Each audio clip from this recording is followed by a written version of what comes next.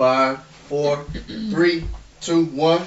What's up, everybody? It's John, aka Bike Dope, at it again. With a special guest this time, Ms. Whitney Wright. I thank you for doing this for me. Yeah. You know what I'm saying? Sitting down and about to spill the beans on whatever the beans may be. I appreciate it. Sincerely, have fun, baby. Oh, thanks for having me. Ain't nothing to it. First question I got is, how the fuck tall are you? So on paper, Yeah. it says 6'3", because it looks nice, but I'm really like 6'1" and something. 6'1" and something. 6'3" looks so. I guess coming from that background, you're a athlete, no? Yeah. What do you do? Ball player. Used to be. I'm a has-been. You used to be a ball. How do used to be ball players come about being used to be ball players? Shit, you don't play no more. Where you at? I'm saying, where you come from? You come from what? Doing what though? Cause did you play ball for real? For real? For real. So, played in a small town high school at a little 2A school in Oklahoma. That's where you from? Oklahoma. Oklahoma. Yeah. I didn't even. How many? Is there like a cap on like black folks? No. And see, I thought the same thing about North Carolina before I moved here. Okay. I didn't know there were any black people here. Okay. What part of Oklahoma? It's called Ardmore. Because I know of Tulsa. Okay, I'm like 4 hours from there. But Okay. so I'm like right in between Oklahoma City and Dallas. There's a city there called Ardmore, but I'm not even really from there. Okay. I'm about 20 miles west into the sticks in a little town called Milo, Oklahoma. Milo. There are no stop signs. There are no stores. There's not even a school there. Wow. Yeah. Milo, Oklahoma. That's where it all started. In the So backyard. In the back. So you end up, you got brothers and sisters and stuff like that? I have one brother. He's 25, and he and I had the same mother and father. And then my dad remarried, and so I have another 3 siblings, 3 sisters. One's 7, 9. She's about to be 10, and another one's 13. All back in Oklahoma still? Yeah. They all live in Oklahoma. Damn. Yeah. I never even knew nobody. I know a dude. I just met him on Instagram. We haven't sat down yet, but he's closer to Tulsa, I think it is. Yeah. And he does these custom motorcycle helmets. He's a pretty cool guy based on what I haven't sat down with him yet, but I'm gonna get my hooks in him some way, somehow. But so how do you come from a small town like that to what's the next step? You come from a small town, you're 6'2", 6'1", 6'3" on paper. Mm-hmm. And then what? So all throughout high school I ran track, I played softball, I played basketball. So you're just an athletic chick all the way around? Basically, yeah. Okay. And then I had to pick a specialty once I got into high school. But this man from Oklahoma City kept calling my coach, because I had the same track coach. He was also my basketball coach, Coach Brown. That's my dog. Okay.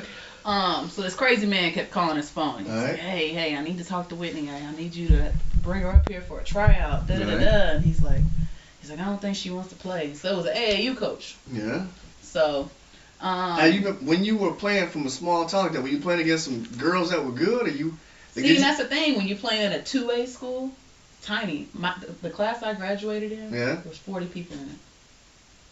40. So you didn't know if you were necessarily even good at that. Exactly. Right. So then I had to spread my wings. Yeah. And so this guy kept calling, just come for a tryout. So I went. And I ended up playing for him for a team called Oklahoma Hoops for, I guess, throughout the rest of my high school career. And right.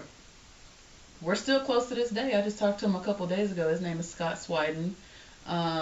Knew a whole bunch of college coaches. He's seen the potential in me, and everything just kind of rode from there. I ended up committing to a school called UT San Antonio. San Antonio, okay. The coach. That's 1A or 2A or what? That's Division 1. Oh, D1. It's D1. Straight up. Yeah, it's D1. Okay. But him and the head coach were good friends in college. Yeah. And she was from Ardmore, which is a place where my dad and my folks grew up. So are you biracial? I am biracial. Is that right? Yeah. So my dad is black right. and a little bit of Choctaw, right. and then my mom is white and Cherokee and Choctaw meaning. Oh, so you got Indian, all kinds of shit in your family. Native. Huh? Oklahoma is known for that. That's what I was gonna ask you, because yeah. you talking black. I'm like, damn, they got. That's what I was thinking as you were saying. I'm like, I don't really know how. Got a whole bunch of endings. Yeah.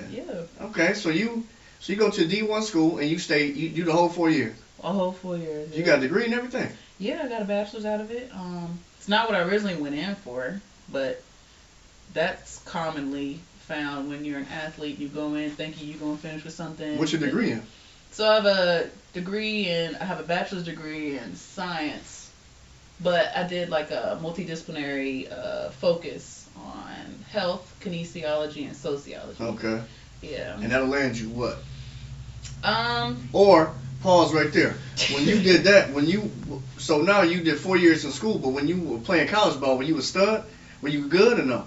Yeah, I was good. I started from my freshman year on. Okay. Yeah. So, like every other dude that I talk to, but my logic is telling me that when you play D1 ball like that, dudes are trying to go to the NBA. Yeah, see, I think it's a little bit misconstrued for women because WNBA is not as big as the NBA. Exactly. And for me, it was different because I didn't want to play ball after college. I just wanted a regular old job. I really didn't know what I was going to do. After our very last game, we played our conference tournament was in Vegas. We went out the very first game, and that was it for me. That was it. That was it as far as what? Like you didn't want to play no more? That was the end of my season, right? So then I was just disgusted, and I was kind of turned off by ball. Like I didn't even really want to go to college to play ball. I didn't even want to hoop. I was academics. What's your grade point average? 4.0. Straight up. Straight up. There you go. Yeah, so I had colleges contacting me for academic scholarships. Yeah. So I got scholarship offers from OSU, from Tulsa, from Tulane, from Rice. And had I been in the right mindset. So why the fuck you go to San Antonio? Exactly. See, so comfort. Because I thought I was going to get some special treatment, right? Right on. Because everybody I knew her. Yeah. You know, rest in peace. She's gone now. God rest her soul. But yeah.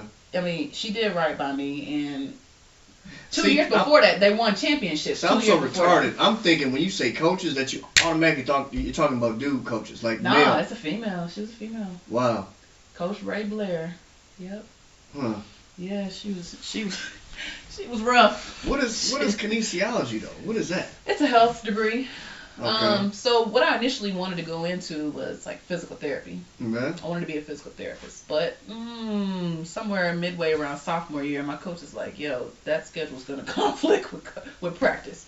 You can't do that." Yeah. But me being the young mind that I was like, "All right, coach, I'll switch it up." So when you're younger, no, I'm sorry, what am I trying to say? When I've heard so many stories about like athletes, like male athletes who are like the who's who, like on the higher end of the totem pole, right? For lack of better terms, they get like the easier classes and shit like that. Is that the same thing with Hell yeah. With the female, same thing? No, well, to me, the situation I was placed in, I felt like the females that were surrounding me, that when it came to sports, they all kind of had an idea of what they wanted to do after. So they had a decent head on their shoulders. Yeah. But there had to be some wild ass hoes there too. There had to have been. Oh my God, yeah. It was some wild folks out there. I mean, but you're gonna have that at every college. So. But you're talking about women though, like right, like normally you hear of dudes being good, like, hey man, I'm about to, hey look, hey, you take my classes for me. Well, I got a party, I'm going to practice type shit. So how is it the same way for females too though, based on your experience? But you say but you at San Antonio, so is that like a part? Is that like a part of your school, or is that like academics, or? It was if you wanted it to be. Right on. I mean, you could do either. I knew people that didn't go to one party the whole 4 years, you know. Yeah. And I knew people that's all they did from Thursday to Sunday, and then didn't show up to class Monday through Wednesday, you know. So, it could have been whatever you wanted it to be. As an athlete at UTSA, we all kind of clicked up. Like, it was the athletes versus everybody else. Like, the baseball team had parties, the track team had parties, you know, the basketball teams had parties. Right. But when it came to academics, the girls from each of those teams locked down and did what they had to. Yeah. When it came to the males, it's a different story because like we was talking about earlier, men have egos. They Yeah. think, hey, I'm here in college, I'm doing this, Yeah. I'm going pro. Yeah. A lot of them think that. Yeah, I'm sure. Guess how many from my school went pro? None. Two. Two maybe. Yeah. Two. Yeah. So. That's heavy. Yeah. So now you're in your 4th year. Yep. So now you got a tournament. You guys get done with first game of the season. First game of the tourney, right? Yep. So then what happens? We went home. That following weekend, I got an email from my coach saying a couple of people wanted to see me play at this. I don't even know what you call it now. Shoot, that's what I'm doing. Play at this like open tryout thing. Like agents was gonna be there, coaches were gonna be there. Yeah. And I was like, man, I don't even really want to play. So I didn't write her back right away. I took like 3 days. And so she sees me in the hall one day and she's like, I sent you an email, did you get it? I'm like, right. Yeah, I got it. I'm still thinking about it. She's like, don't take too long. Yeah. So I'm calling my dad. You know, my dad was my best friend at this point. I'm telling him, like, yo, I got this. So you and your dad have a good relationship still? Or like you got... Yeah.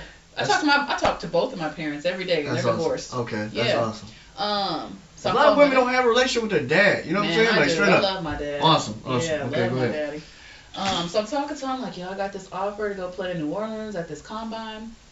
You know, it's gonna be a lot of coaches, some from overseas. You know, and you know, at that point, I knew it wasn't possible for me to play in the WNBA. Because why? Because the chances are so slim. Like your name has to be out there. Yeah. And I wasn't that person, yeah. right? And I already knew I didn't want to play ball. You know, so the mindset that I was in, I was like, you know, I don't really want to do it. My dad said, what if you go? What if you play well, and you end up overseas? He's like, nobody. He's like, who do you know has ever been over to Europe? When are you going to get to travel the world again if you do? Yeah. You do well. I said, man. So you know what? I did it for them. Hold on. You missing a step. What? You missing a step. So you went to the combine where? Okay. So we went to New Orleans. You went to the combine. Drove 9 hours to New Orleans. All right. Whew, got there, you know, everybody looking at me because I'm huge, and they thinking, dang, this girl just came in here, you know, what she look like? No one's ever heard of me, right? Yeah. I'm from UTSA. It's not, you know, a really well-known school, especially for ball. But why the fuck did you do that? Like in the first couple of years, why didn't you go to go do all the combine stuff in year number 2 or 3? Why wait? Because you had to be graduated or something. No, you don't have to be graduated, but I told you I didn't want to play ball after college. So your coach talked you into it solely? My dad did. Right on. My dad. Okay. So I go out there. Man, I wasn't even really like trying to do anything. Went out the first game. I was like, man, I kind of was nervous. You know, it's a couple girls out there looking crazy. Pause. Can you guys wear makeup and shit when you play? Like, are chicks in the mirror doing makeup before they get to play and all that? Some of us do. I mean, I'm one of them people. You wearing... You putting on hey, makeup? I like to look cute, damn it. You putting on makeup to go hoop? Not to go hoop, but I do it for myself. Not, you know, just to go. So motherfuckers doing warm-ups and suicides, you putting eyeliner on? Nah, I'm in the front of the pack with my makeup on looking cute. That's all. Ain't that a bitch? Okay, continue on. But, so I go out here this first game, and for some reason, I ended up playing a guard position, being the biggest person out there. And I ended up having 28, 12, 28 points, 12 rebounds, and 6 assists. 6 assists. Okay. Right. Because you got to figure out, my listeners aren't really. Okay, my bad. Some people aren't. Got to break it down. All right, go ahead. Continue on. So, that was the first game. Yeah. Later that day, similar stats. Had a double-double again. And double meaning double points and double assists. Double. More than 10 points, more than 10 assists. No. Rebounds. Oh, see, I'm thinking dudes. Okay, I'm sorry. Yep. Because I'm a post player. Right on. I'm a post player. Meaning you play down low and you're strong. Yes. And you use your height to your advantage. But kind of, sort of. I'm not wasn't your average center player, though, because I was kind of dirty. And you could probably go back to any female that I played against in college, and they'd be like, damn, I hate that girl. I hated number 32 from UTSA.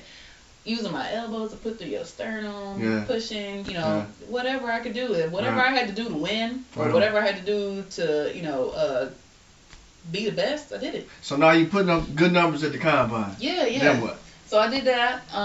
The next day I came back and played they switched me teams because they put me on a sorry team to begin with, right? Yeah. Because they didn't know what I was gonna look like. Okay.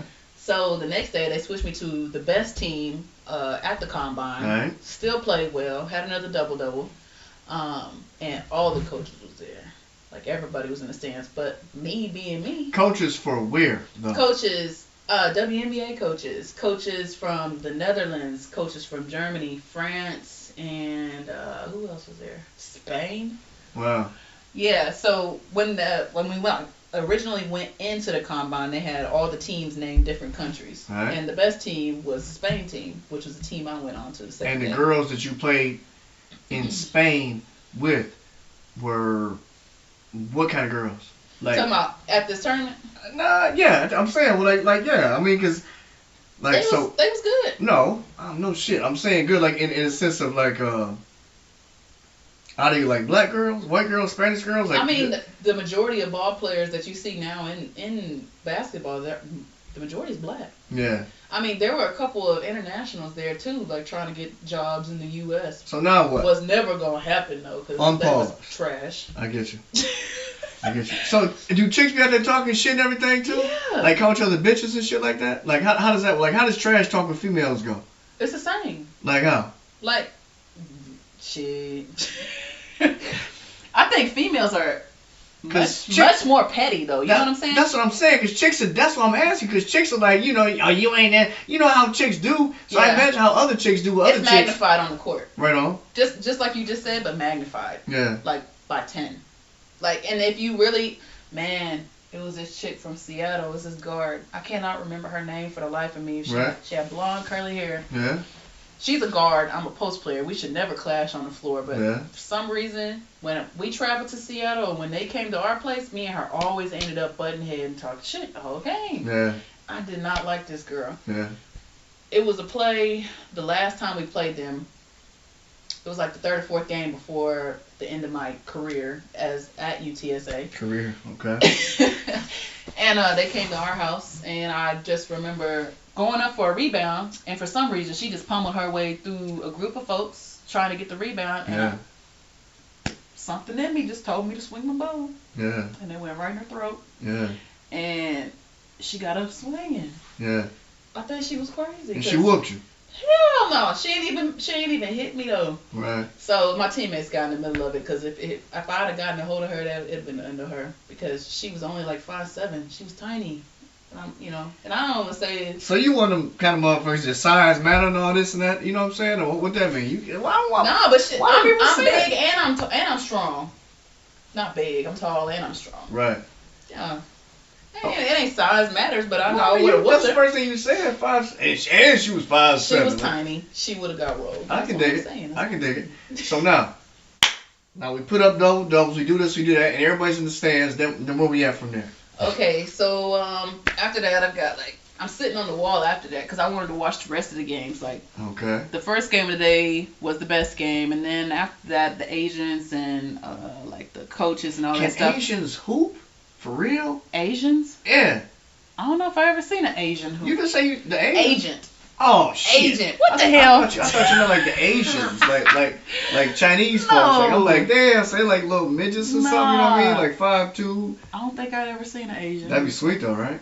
Yeah. That should be nasty, like a badass Asian. I mean, old boy from Jeremy Lin. Yeah, Jeremy Lin. He's only one. I'm talking about a team of them. You know what I'm saying? But I never seen that. Right on. So the teams were just called different countries. Okay. The people there weren't all necessarily from those countries. Right on. But so I'm sitting on the wall afterwards, and 4 agents come up to me. Here's my card. Can you please call me? One of them's trying to pull me out into the hall. What are your plans? And I'm like, I didn't even come here for this. Yeah. Like, I just came to see what, how I measured up, basically. That's awesome, right. And... Was your high school coach wasn't there? Or was my high school coach was not there. Okay. No. You talking about my college coach? That's what I'm saying. She was in the city, but at that time, I think the NCAA tournament was in New Orleans as well. All right. So she's busy doing that. So she's across the city. So, basically, I got all these cards, and people are blowing up my damn phone like the next 4 or 5 days. Okay. trying to get me to sign a contract. Hey, we can get you here. Hey, we can place you there. We can put you in this country right now. So pause right there. What kind of background did you have? Were you like well off?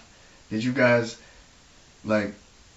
As I always say, my buddy tells me I say it too much, but I'm from Detroit, right? So I come from very, very, very humble beginnings.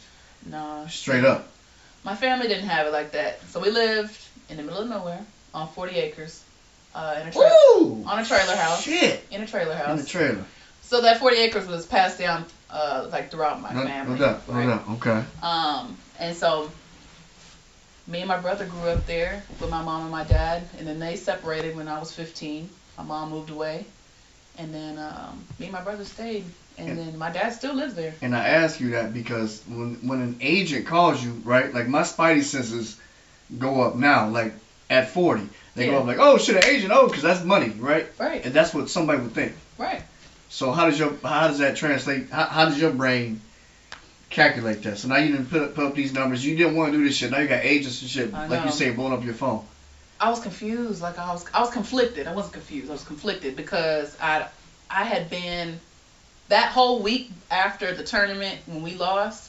Those 4 or 5 days before the coach sent me that email, I was actually in the resources department talking to an advisor about what jobs I could find in San Antonio. Yeah. And so I had come up with a job already. What job was that? Dang, what's the name of this job? So it was a job making like it was like health related job. I was about to say something healthcare probably. It was health, yeah, definitely health.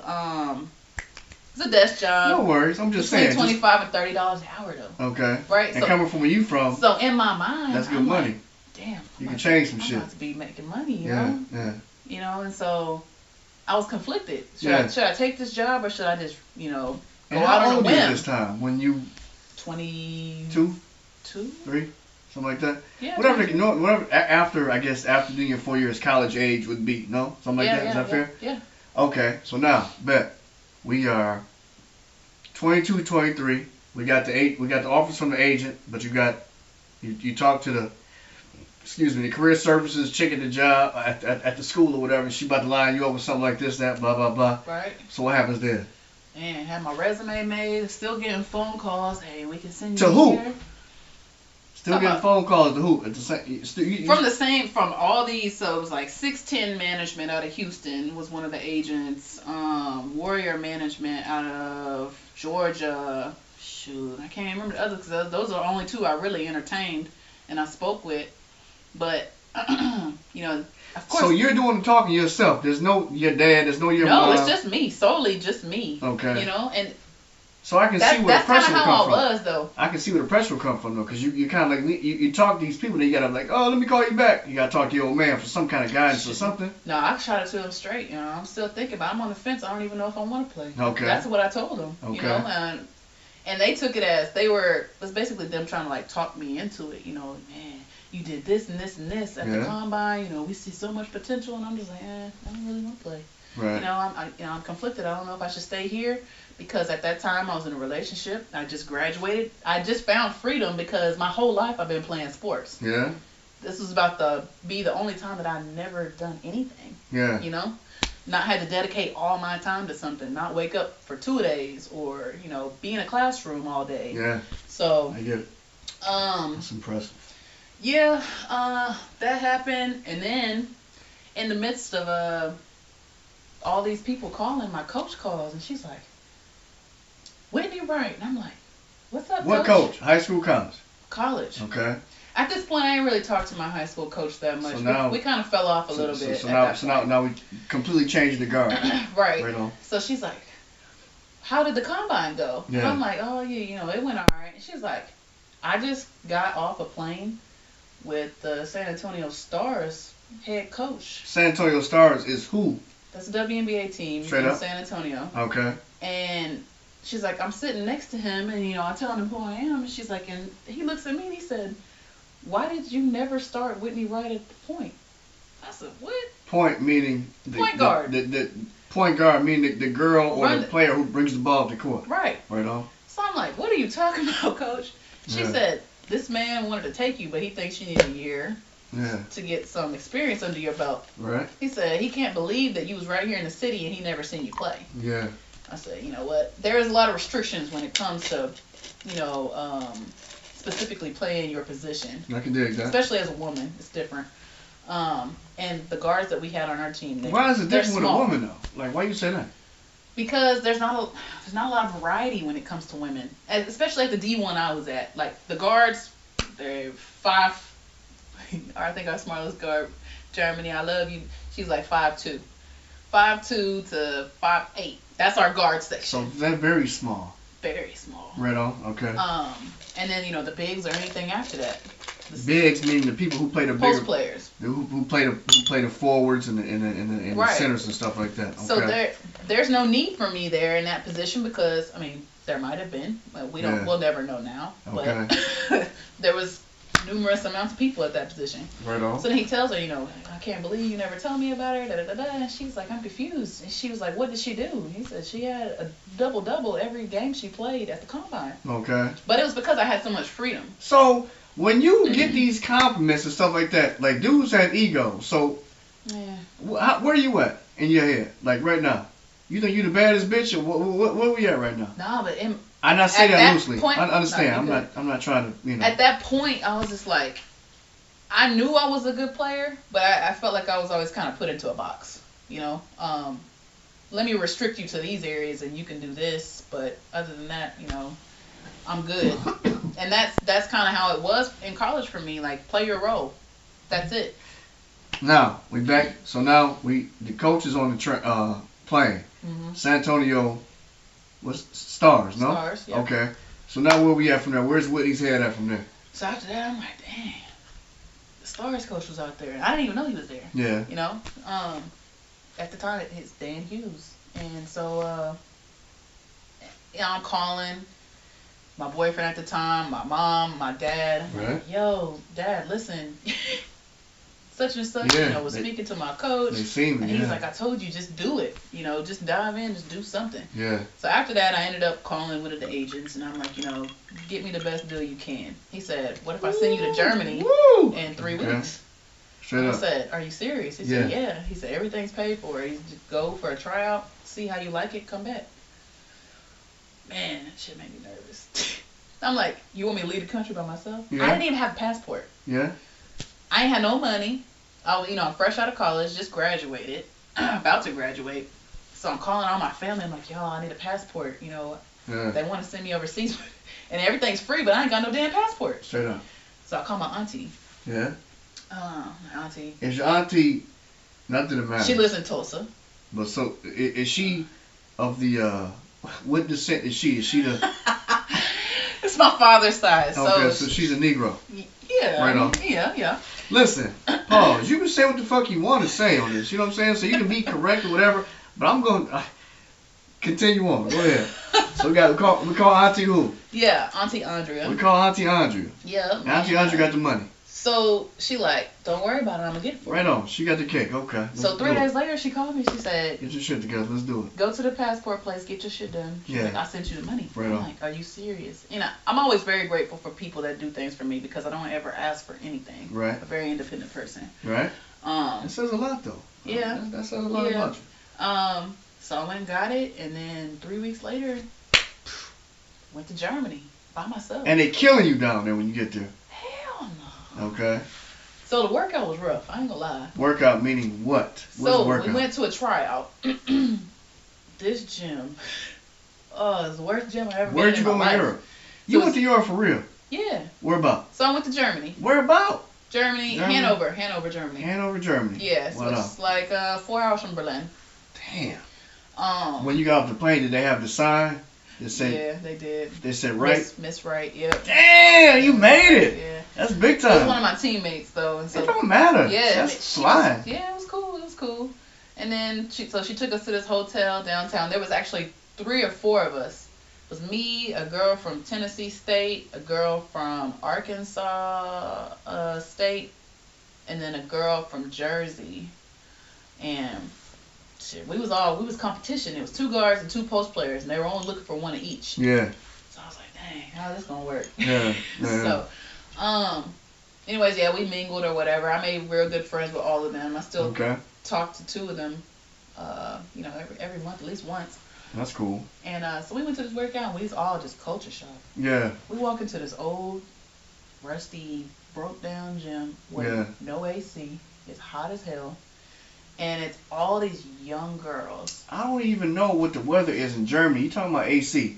Okay. They don't have AC. First off. Okay. It's first not off, what time of the month was it? Like when? It was July. It was July, so it gets warm like that in Germany. So it's super hot in the summer, which only lasts about a month and a half, and then the rest of the year is winter. So. Whoa.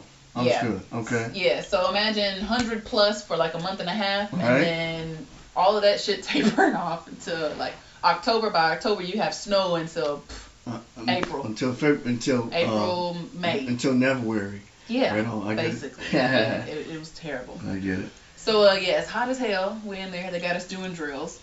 This man comes out. You ever seen Despicable Me? Yeah. Gru.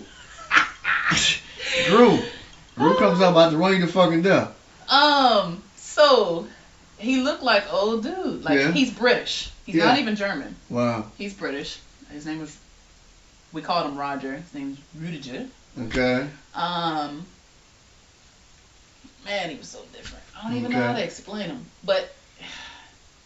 He wanted ball played the way he wanted ball, and he always tried to compare us to like NBA players. Hey, you're not making this much money. That's what I wonder. Like my thing was, I wondered that like with women. Yeah. And when you guys are good, and because you're like I'm like it's safe to say you're at the pinnacle right now. Yeah. No. Mhm. So. But I ain't gonna lie though, when I left, I was not in tip top shape. But I understand that. But you know how to play the game. Mhm.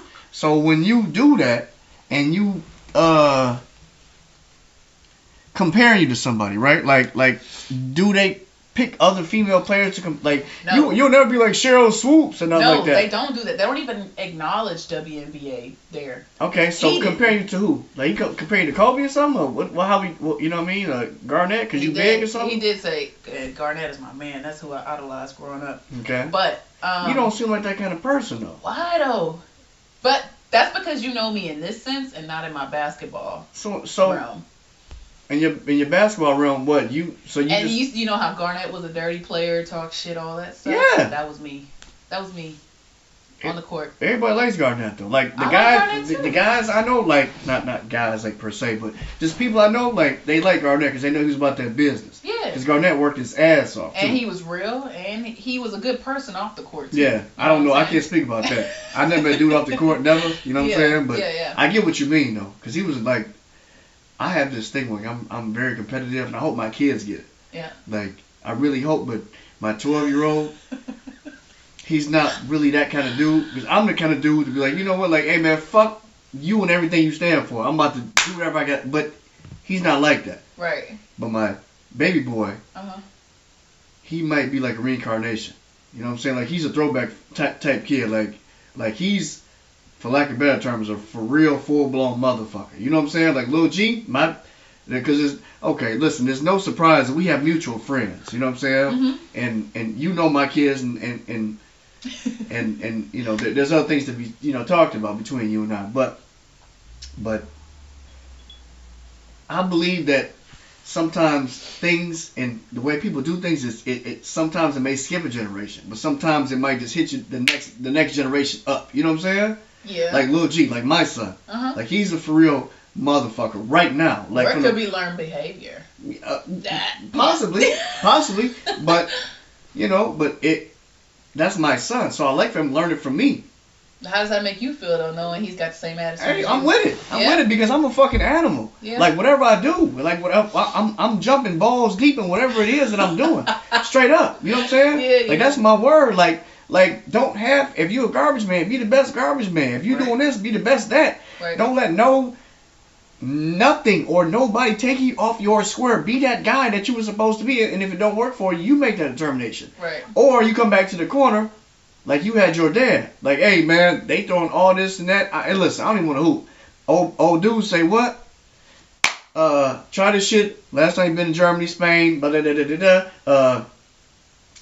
no one in our family ever does this shit, so you might want to jump on this shit with 2 feet type shit. Right. So now I guess it's changed since I'm the OG. Yeah.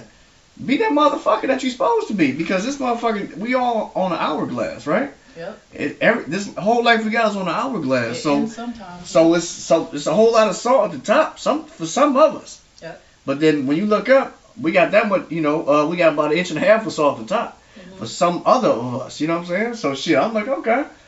Yeah, so my question, you just asked me? Yeah, hell yeah, pull the fucking trigger, my guy. Don't fucking think about it. Just do it. Jump in and live with your repercussions, you know what I'm saying? And as long as your heart's in the right place. Pause right there. So now, where we at now? So now where we at with you? We're at these tryouts. After these trials, yep. So we got Despicable Me. That goes out that goes how it's supposed to go. Yeah. Then what? So we chilled in the city for another couple of days. They didn't let us know right away. Okay. Who they picks were or whatever. But okay. My agent. How much money did you get paid? That's what I'm trying to hear. I want to hear that cash. I want to hear the money part. Yeah. Okay. I want to hear that cash. So I did end up going to that same league, that team, eventually. Actually, I turned around and went right back like 5 weeks later. That Gru was at? Yeah. Okay. So Gru, Despicable Me. Go ahead. You ain't catch that. Go ahead.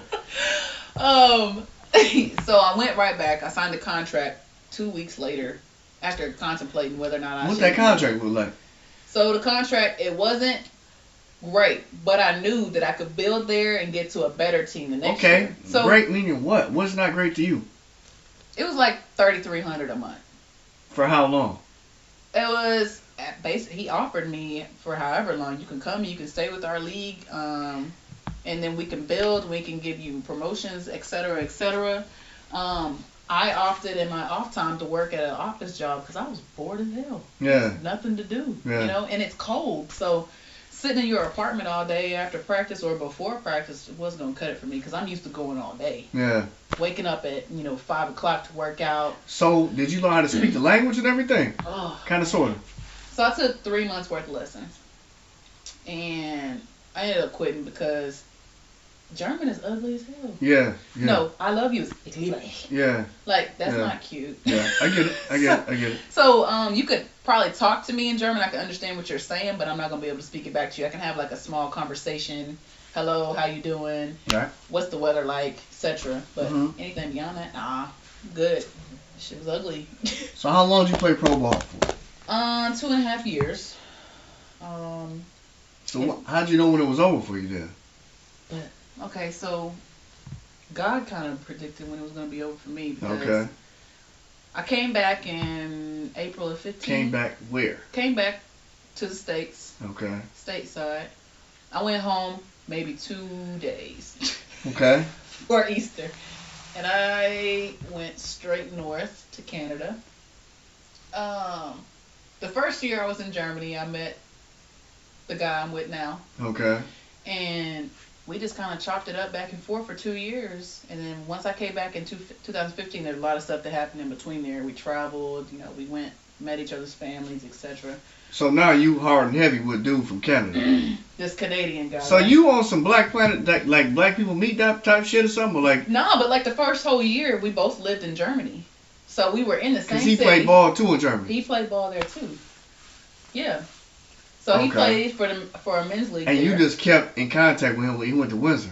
Yeah. And he was good money, so you just kept in contact with him. So the whole first year we was at the same place, and then the second year he decided to go to the NBL, which is the National Basketball League of Canada. Okay. And they actually had a team in Windsor that had been wanting him to play, and so he ended up staying there, and I went back to Germany for another year. Okay. And we did the whole apart thing, but we didn't go no longer than like 2.5 months without seeing each other.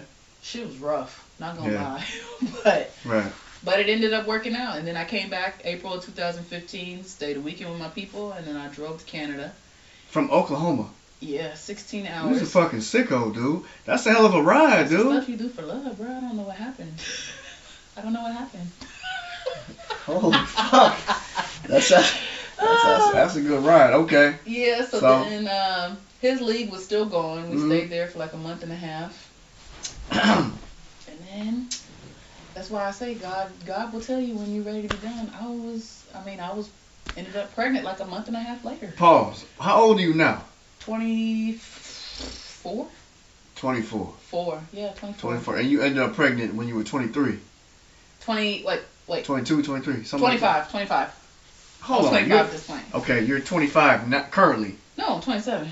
I just asked you how old you were. When? Just now. I said, how old are you? I'm 27. You're 27. 27. So, you got pregnant at 25? 4 or 5. Okay. Yeah. Something like that. Yeah. So then what happened? We actually took a trip to Charlotte. We drove from Windsor, Ontario, to Charlotte. I was sick the whole damn way. We got here. His whole family was here in Charlotte, and I could not stand up once I got here. Okay. Tried to sleep it off that night. Next morning, I'm like, yo, you gotta take me to the doctor. Something's wrong. Go to the doctor. Oh, yeah, I'm pregnant. Yeah. He's so excited.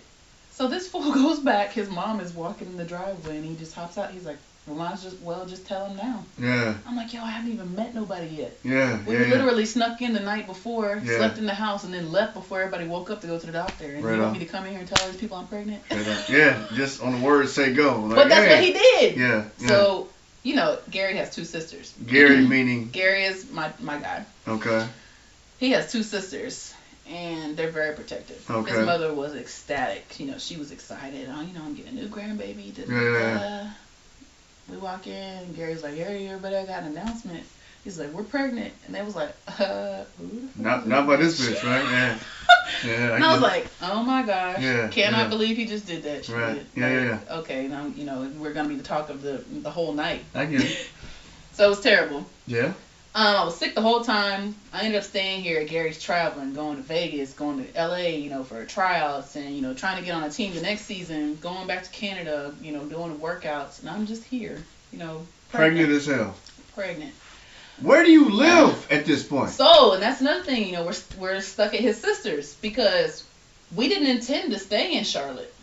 That was not our intention. We were just coming for our barbecue for the weekend with his family. So how the fuck you end up there like that? I was so sick that I couldn't travel. So you stayed. I just had to stay. And so, I had doctors here. I couldn't go back to Canada and be seen by a doctor because I didn't have a visa. So if you don't have a visa and, you're not there. But you had a passport, no? I had a passport, but you can't be seen. You don't have insurance or anything. I don't know that. Like, I don't. Yeah. I'm green. I don't know. Pardon me. I've never played fucking professional ball and shit. Never. Yeah. I'm just born sweet without, like, NBA sweet or You're pat. crazy. Okay. So I had to stay. So I had the amenities I had here. It was awkward, living with his people, and I didn't really know them. Not really sure what happened, but about 4 months in. Pause right there. So you don't have anybody. You just dolo here. Just his. I have an aunt here. Okay. That I hadn't seen here since I was being like Charlotte. in Charlotte. Okay. That I hadn't seen since I was like 10. But you can't go over there. That's kind of awkward. That's not Auntie Andrea. And No. It's my aunt Cora. Okay. Right. That's my mom's sister. Okay. And she actually doesn't live very far from where I was staying. Okay. Like literally like 12 minutes. Right on. But she and I didn't really have that type of relationship where I could just run to her, right? I get you. So, so she was here, but I didn't have nobody else. I'm calling my people. I'm upset that all this stuff is going on. 4 months later, we miscarried. Gary's in Las Vegas. I'm here at the doctor. I'm going to, check up to see what's going on. Miscarried. Yeah. Saddest point of our lives. Like, we didn't know what to do. Yeah, it happens, right? I went through miscarriage too. Yeah? Yeah, straight up. And it's just rough. And the whole, like, the DNC and all that. Yeah, it's heavy, straight up. Yeah, I flew home to be with my family after that. And, I kind of felt like I was stuck in a corner because I had just given up my whole life, my income, and I was just stuck. So I started working out again after that. I went to Oklahoma and I went through all the gory bullshit that comes with, having a miscarriage. I get it. And I went home, of all places, I went to my dad's. Yeah. Because that's where I felt the most comfortable. Yeah, no doubt. My dad didn't know how to deal with that. But, he did the best he could, and then I ended up coming back, and I was like, I'm just going to go play again. Yeah. That's over. It made us stronger as a couple, but, you just roll with the punches. Yeah. There's no reason to stop now. So I started contacting all these places. I said, I want to get my master's, but I want to do it in a different country. So I started talking to this guy about this team. I ended up I don't even know how it really happened. Um, I was gonna be coaching the national British team in the UK. Okay. At Durham, it's a school called Durham, in a place called Durham. Okay. Durham University, where I'll be like a coach's player. Yeah. So overseas, like sometimes you can go over and you can be a coach's player, which means you could be the coach of like the younger division. Yeah. And then play on the higher division, Okay. and you get paid for both. Okay. So that's what I was gonna do, Right on. all while getting my master's. Yeah. And what I didn't know, I was gonna figure it out once I got there. Right. So I had housing set up, all the ball stuff set up. They had my income set up. You know, they was basically paying for all of my education and giving me an income. Right.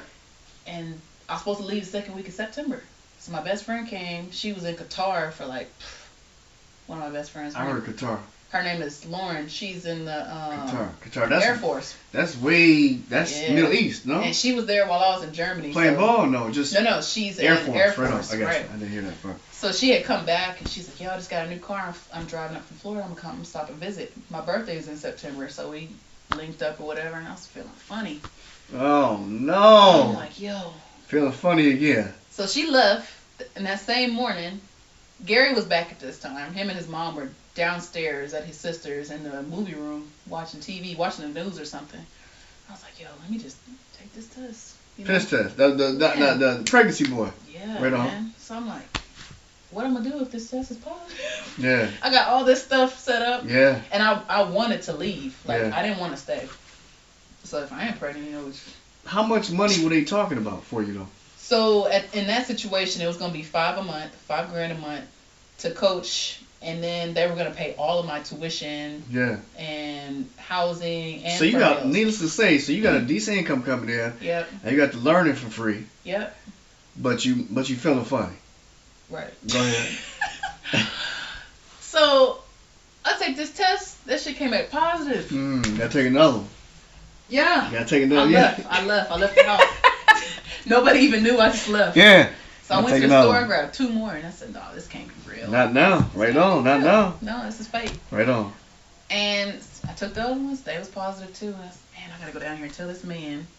You know, after we just made all these plans, he was gonna go back to the NBL and play for 1 more year, and he was going overseas after that. Yeah. And then, you know, we were gonna be apart. We had already planned every single thing. Like my flight was the next week. But life don't work like that. Why? Yeah, it don't work like that. Right on. Okay. So I go downstairs. His mom's in there. I say, "Yeah, I can't tell him while she's sitting here." So I text him while we in the same room.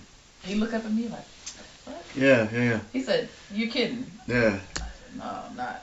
Good money. Yeah, that's how it is. So in my mind at this point, I'm like, "Yo, we gotta take care of this because we just made a 2-year plan. You know? Yeah, I get it. We was gonna get this money. Yeah. Gonna come back. We was gonna build a house. But then God had other stuff going on. Apparently, sound like, huh? Let's work this out. Yeah. So I had to call these folks in the UK and tell them, "Hey, you know." So what they say when you called them and told them what? It was hot. Pause. It was hot. What did you say? "Hey, I'm pregnant." I had to tell them, you know, and that's just unfortunate because I'd already been in this Facebook group. Right on. With all of my teammates. Yeah. And already basically met via like video chat all the kids I was gonna be coaching, right? Because they wanted to, know who I was, where I was from, etc. So Coach Wright is pregnant as hell. Yeah. Right. And, what else can I say? Yeah. I can't come. I wrote them a formal email, letting them know, I can't come, and I'm sorry, I'm pregnant. Don't think I'd be of any assistance. I can dig that. So I should probably stay here, I can dig that. Can we retract my contract? That's what I was gonna say. Redact it, and can you send me all the paperwork back and let's tough it out. That's what I was gonna say. Is being a woman and you get pregnant, because dudes just like to have baby mamas. Yeah. No big deal. It's different. But from a female standpoint, when you have that kind of stuff that happens like that, how does that work? Like, are they hating on you, or like this shit got fucked around, got pregnant type shit, or what are we doing here? Like, how does that work? See, and I think it depends on what type of person you are. And the person that I portrayed to them was very professional. Yeah. An organized person that's, like I had my shit together. I can dig it. So they took the news. He was mad. Like the guy that like gave me the job. Yeah. Of course he was pissed off. I'm sure. Right. But he understood. He was understanding. This is life. I can dig it. Yeah. So it was a hard transition for them because then they had to find another coach. They had to find another post player to play. In the games or whatever. But yeah. They ended up getting together. They didn't have a very successful season because I kept up with them throughout the year. And one of the girls actually wrote me, and she was like, I feel like had you come, we would have been better. We would have won and shit, but you got a fucking kid. I have a baby. Yeah, growing. Yeah. And even at this point, I didn't need. Let me take that back. After we had the miscarriage, all you can think about is having another child because you just think, what if? You wonder. Yeah. So I think that's kind of how the whole situation just kind of spiraled out, and then that's how it necessarily came down. We ended up pregnant again, and so now we got a baby on the way. Yep, got a baby. We got a baby on the way. So what? So was the pregnancy everything it was supposed to be, or how did that work out? Bruh, being pregnant is not for me. Okay. I'll tell you that. I lost almost 20 pounds the first 4 months.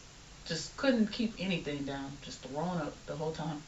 So you had a really traumatic pregnancy. Traumatic. In and out of the hospital. Ended up wearing a heart monitor for oh my all God. of it. Chicks be having kids out here like hardcore, like 5, 6, 7, 8 kids. Just be shooting them out and just be having the easiest pregnancies. And then my first one.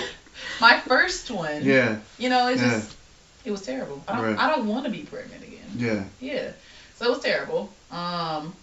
Gary was actually, he left in December. Okay. December 18th, we were finding out what the sex was. And he was actually traveling. And I had to call him and I let him video chat while we were doing the sonogram to find out that it was a boy. Yeah. He was all excited.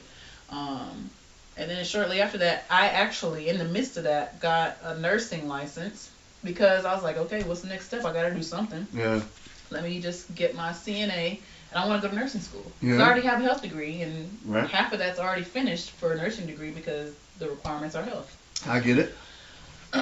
So, did that, got through that. So the baby is just about to be born. No, see, I ended up pregnant September. This is December. Okay. All this stuff is happening. I just graduated nursing school. Okay. I actually started working the end of December all through January through a home hospice business, but with children. So my hospice with not children. Not hospice, home health. Right on. Let me reword that. Hospice is for dying folks. Yeah, I'm like, not hospice. I ain't heard that before. But I always knew I wanted to do pediatrics because I love children, and I've always had this like nurturing side to me because God is so cold. Go ahead. But my dad was sick for 8 years of me growing up. Okay. He was in a very traumatic car wreck. Wow. And some days I was stuck taking care of him. Okay. So that stems from me being a kid, just me being nurturing and taking care of people that are sick. Yeah. So that happened. I'm taking care of this patient.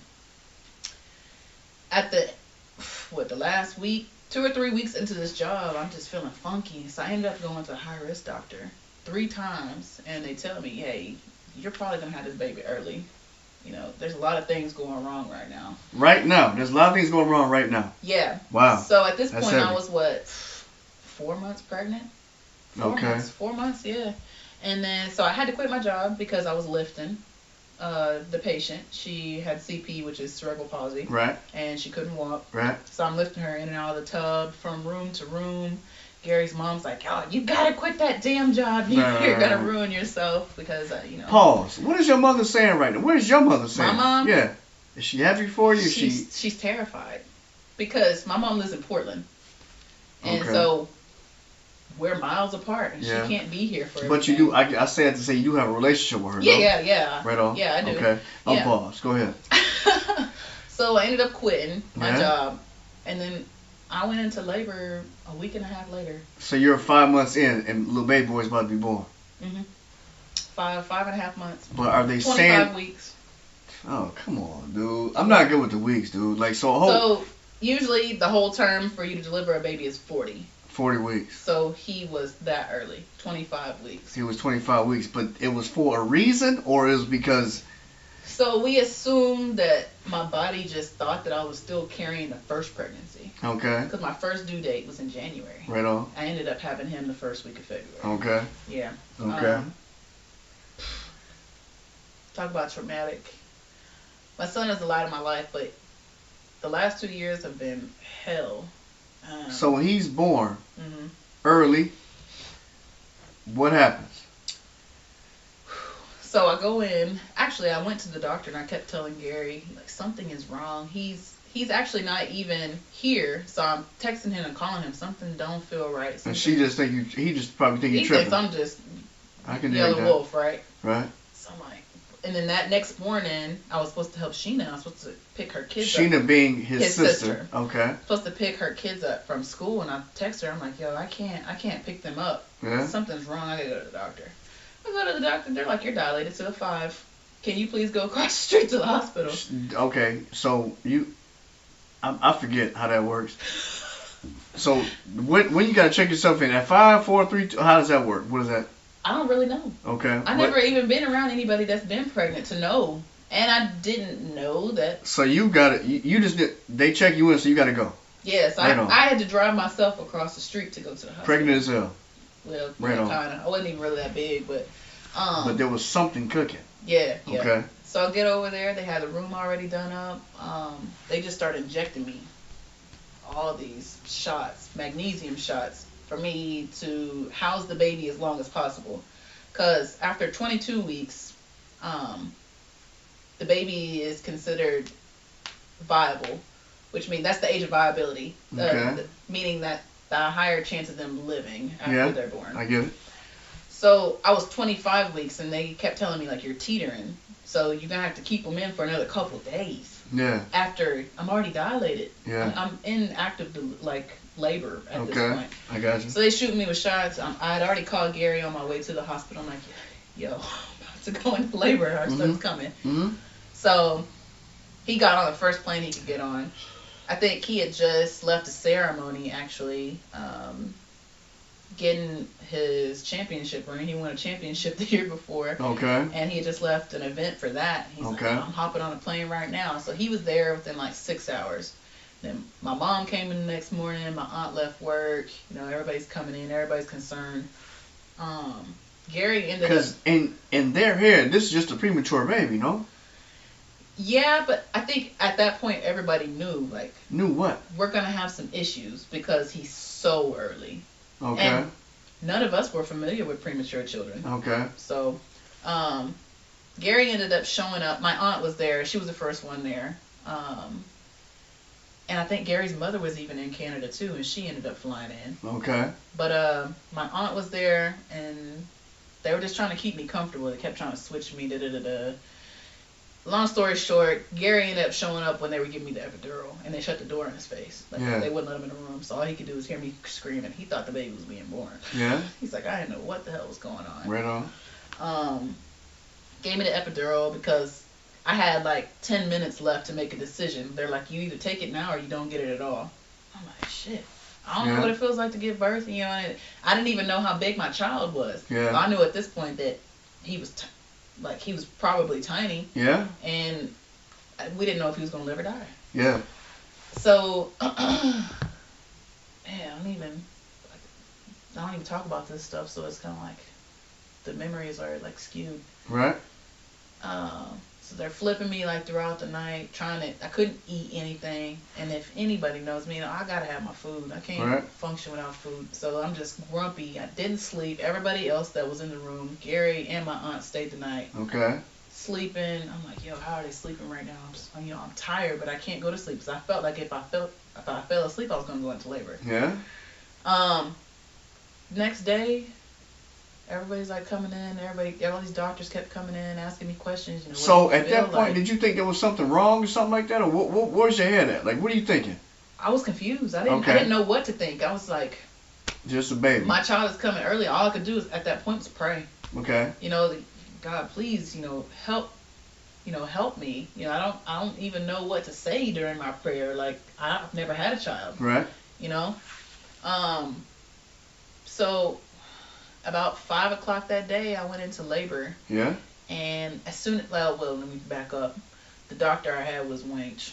She didn't want to do nothing I wanted her to do. Okay. And I told her, I said, he's face down, he's kicking. I'm like, he was trying to push himself out. All right. And I kept trying to tell her that. I was like, I'm gonna need you to check and see if he's okay, because my water broke. Okay. That night. Yeah. And they were trying to say, there's enough amniotic fluid for him to survive, blah blah blah blah, which is why they kept turning me. Yeah. So yeah, about 10 minutes after I asked her to check, she broke my water manually on accident again. Yeah, again, some more. Right? And he just started coming. She started yelling. Another nurse started yelling. They yelled upstairs. They started calling people, and within like 30 seconds, it was 25 people in the room. And so that didn't throw off any alarms in your head, or how? Yeah, I'm scared as hell. I didn't know what to think. I'm like, yo, is my baby dead? I didn't know. Know, even though I could feel him kicking me, I could feel him kicking me. I knew he was alive at that point, but I was like, what's gonna happen after? But did you think there was something though? Yeah, I knew it was something. I knew it was something. Okay. So Gary's mom's in the room. Gary's in the room. I think my aunt had just left. All right. She had just left. So Gary's texting her, letting her know you need to come back. And so all I remember is them asking me to push. I pushed twice after the doctor yelling at me and almost getting slapped. Yeah. And he came out, he whimpered, then he stopped breathing. Okay. I don't think he breathed for like 8 minutes. Sheesh. Okay. So there was like this little nook in the room, and they just whipped him away from me. And this one nurse, I still remember her name. Her name is Rochelle. She probably still works in the NICU or at Labor and Delivery here in Concord, North Carolina. She's just like trying to talk at me, trying to keep my attention off my child. Because something was wrong. They're sticking rods. They're sticking pumps. They're trying everything to get my child to breathe. They've got him up by his legs, smacking him. I'm like, yo, what's going on? And so Gary notices that I'm trying to look. He steps in my view. I'm like, yo, move. I'm trying to see what's going on. Yeah. And his mom, she wears her emotions on her face. She's directly in front of my bed, leaning on the wall, staring at the baby and watching the nurses do their thing. And she's making the saddest face, like my child just died. Yeah. And my heart just stopped after I looked at her. Yeah. I'm like, Gary, what is going on? Yeah. He's like, he's fine.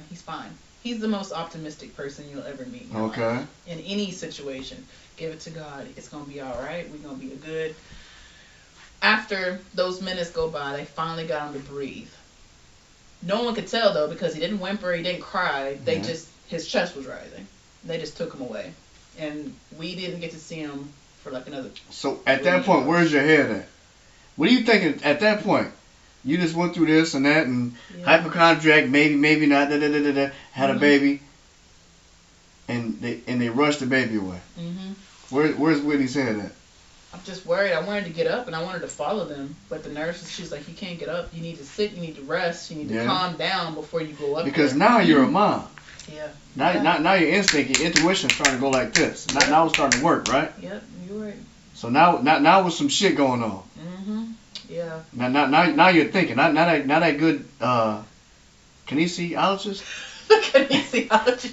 That kinesiology degree is kicking in. Because I'm saying to say you never lost your smarts. Yeah. So now something is working. Now that third eye on top of everything else is working. Yep. So now you're thinking like what? So now I'm thinking in my mind. I'm telling Gary, I said, can you go upstairs? Because something's wrong. They wouldn't let me leave the room. I said, take the iPad or take your phone and FaceTime me once you get there. Right on. So that's what he did. Right. He goes up there. Gary couldn't handle it. Like, it was too much for him to see our child like that. He had tubes in his mouth. He was 2.3 pounds. So at that point, were you thinking that he was just a preemie, or were you thinking that blood had something going on with him? What were you thinking? That he was just a preemie. Okay. And I truly believe that it was just because that my body thought, the baby was cooking for too long. I get it. I get it. But with, being a preemie, there comes all these issues too, Yeah. their lungs not being fully developed, their Right on. eyes not being fully developed, Yeah, you know, yeah. certain things. So they Right. had to inject him with surfactant to make sure his lungs started to develop and start to produce I get it. function. There's a whole lot of things. He had a bilirubin light, which is like a blue light over you. Lil G had a bilirubin. Did he? Yeah. Yeah? He had bilirubin, no doubt. Yeah. So we had the light, and it's just kind of weird because he's this big, and you gotta hit him with the light to kind of do this, do that, Yep. carry on. Yeah. It's scary. See all that. And you're first around time. your child. You're first time. Exactly. You're And first my time. first Yeah. child, Yeah. all this mess I happens. get it. Yes, ma'am. I get it. Yeah. I get it. So he was there for 3 weeks. They were checking his heart, his lungs, his eyes. Heart, he had a PDA, which is like a hole, kind of like a hole in his heart. And Okay. they could not perform the surgery at that hospital. So they had to move him downtown to CMC Maine, Levine Children's Hospital. In Charlotte, North In Carolina. Charlotte, North Right on. Carolina. Okay. We were transferred there 3 weeks later, and we spent another 3 months there, where he had heart surgery, eye surgery, and he was on every breathing machine known to man. And Gary's gone throughout all of that. So after he it's moved. just you and his family, and then your family sporadically between Yeah. flights and this and that. Yeah. And Grandma Chloe, what you call her? Grandma who? Auntie who?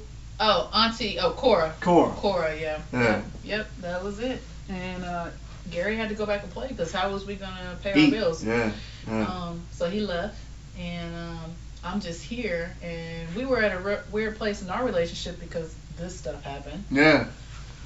and you can't even really say what, when, or why it happened. It just did. Like things changed because now we have this sick child. Yeah.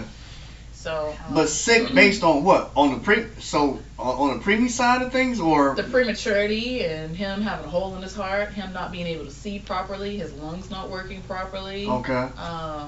Him not being able to breathe on his own. Yeah. You know, all those things played a big factor in you know, and sometimes preemie babies, even though they have like these minor issues, they don't develop normally. Yeah. So, Correct.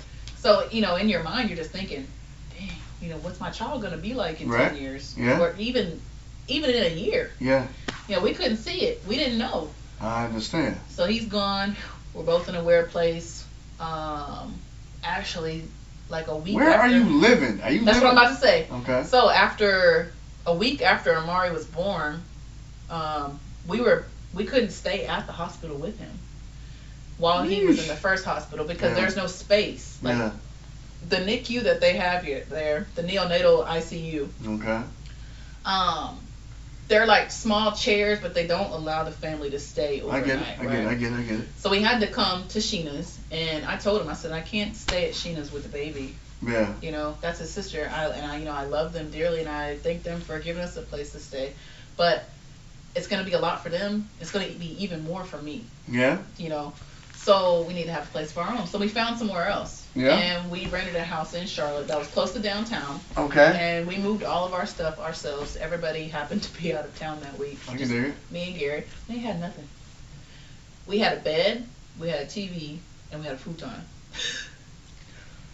And that's what we took. That and our clothes. So when you so now little man is going through his thing. He's got the ailments. He's got this. He's got that. He's a preemie. Mm-hmm. So is there anything else that you kind of that kind of sticks out a little bit when you kind of start thinking about this and that as far as health wise with him or something like that? The whole thing just makes me emotional. I'm not real. Well, during that time, like I said, Gary was gone. I had to work. Yeah. I had to make my own money because he wasn't here, and he had actually gotten injured, so he was on injured reserve. I are right. So he's not playing. I'm home alone. I was like, yeah, let me just go to a staffing company and try and find some work. I mean, temp service. Okay. Something temporary that I can, Right. As needed, I can say, hey, I need hours, this day. Right. I ended up working at J.P. Morgan Chase, like during tax season. I get it. So And I you're ended up busy. being one of the head people there within like a month Okay. doing stuff. And it took my mind off of things for a little bit, but I was sick to my stomach the whole time because all I could think about was my child in the hospital. Because as soon as I was done there, I'd go spend 8 hours at the hospital as long as I could, and then I'd go home by myself. So he's still on preemie status. Yeah. But is there something else that kind of clicked in, or what? Like, is there like how old is he now? So at this point, he was what, 2 months. 2 months. So okay. February, March, April. He didn't go home until May 19th. Okay. So that whole time, those first 2 months for sure, Gary was gone. He ended up coming back a week and a half before Amari was born. I mean, before he came home. And so, yeah, it was just me then. So me splitting time, me trying to help him come off the ventilator, get the tube out of his throat, trying to help him learn how to eat, take a bottle, take breast. I didn't even get to hold him that much. Yeah.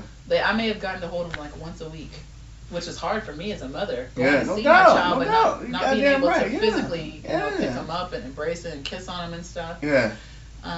Couldn't have a lot of visitors. Didn't have a lot of family that came in. Yeah. Like I said, we went through a heart surgery. He had both eyes operated on. And then, like I said, coming off the breathing machines, there were issues with that. Even after him having surgery with his eyes, he was put back on the breathing machine simply because they gave him too much morphine. Yeesh. So he was on the breathing machine for a whole another week after that. So it was a mess. And he eventually got to come home. Yeah. He came home May 19th. Came home on oxygen. We were scared as shit. Yeah. Oxygen. And you're a new mother the whole ride. Yep. God bless you. Okay. And Gary's home now, so it's both of us. Yeah. So oxygen.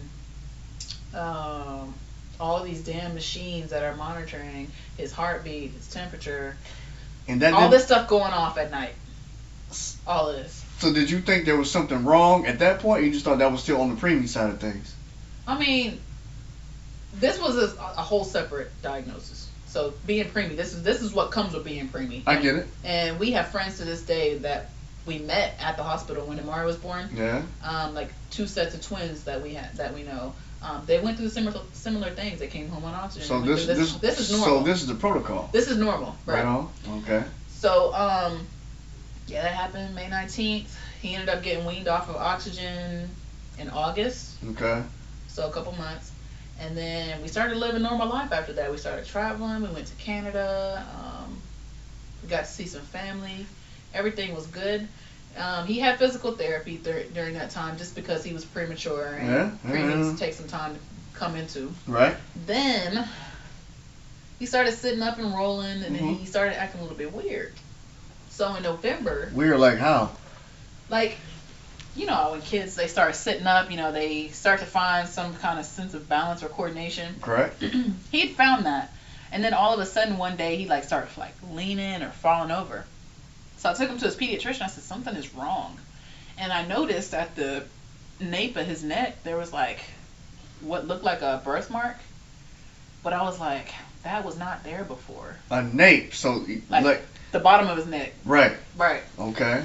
So I'm showing her, she's like, oh, it's normal. It's called nevus simplex. Okay.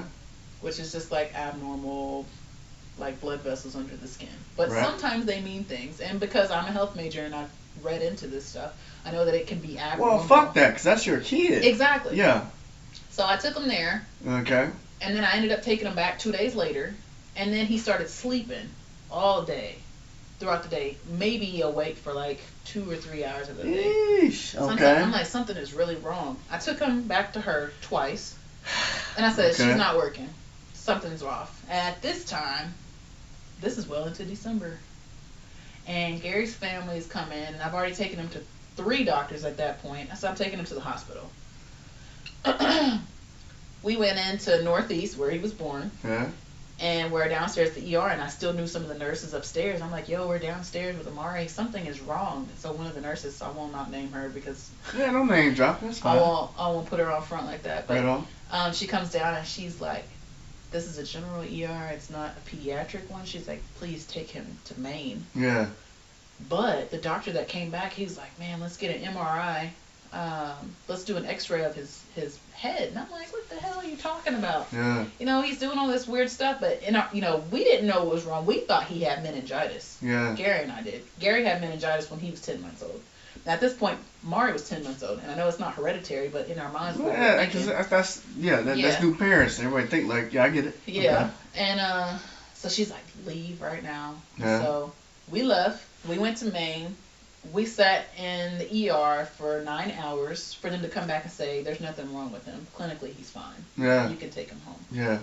I'm like, no, you don't understand. Something is wrong. So we left there. We let it ride.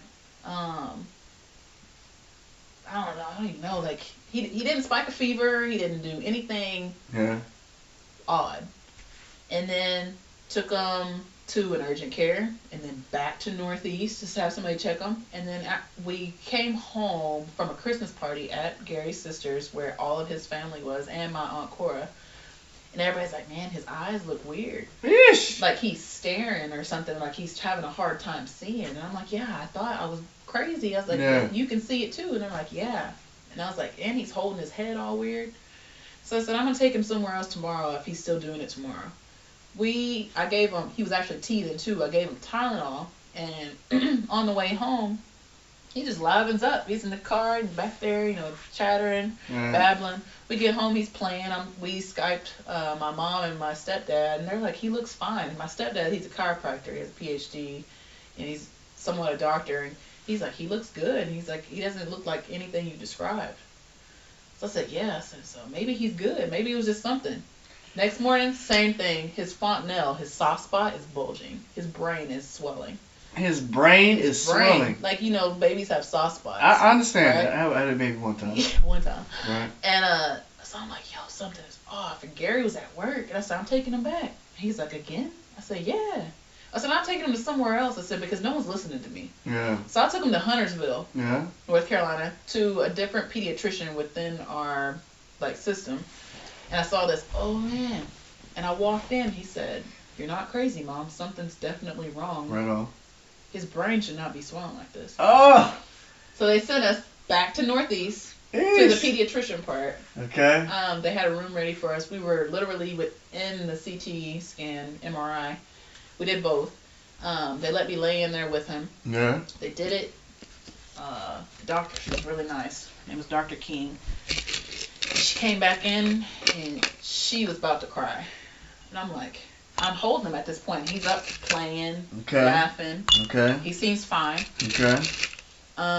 And because I'd given him Tylenol already that day. So he was numb to the pain or whatever. Not numb, but Tylenol. He was dealing with it. Deals with the swelling. Yeah. The inflammation, right? Yeah. So his brain was no longer swelling at that moment. So he could function. So she comes in and she says, I'm sorry, Miss Wright. Goodness gracious. I'm sorry, Miss Wright. I'm sorry, Miss Wright, huh? She said, your son has a tumor. And I said, what? And Gary's mom's in the room at this point. Yeah. And so she repeats the same thing. What? Yeah. There's no possible way. Right. And she's like, I'm sorry, but we can't take care of him here. We've called the chopper. They're gonna come get you guys. Airlift him. Right. Within the hour. I didn't know what to do. Okay. I'm just squeezing my child, and he's looking at me. Because you're the mom. Mom, what's going on? You're the mom, basically. Yeah. You're the mom. I didn't know how to process it. Straight up. Yeah. You're the mom. So I called Gary. He's at work. And I'm like, yo, Amari's really sick. He's like, what's going on? I was like, he has a tumor. He's like, what? I'm like, yeah. So they're transferring us. He said, I'm leaving work right now. So he ended up meeting me at the hospital. But we waited 4 hours for a chopper to come. Eesh. When I could have just drove my child. I get it. Right? I get it. We eventually got there, and the room was just swarmed with doctors.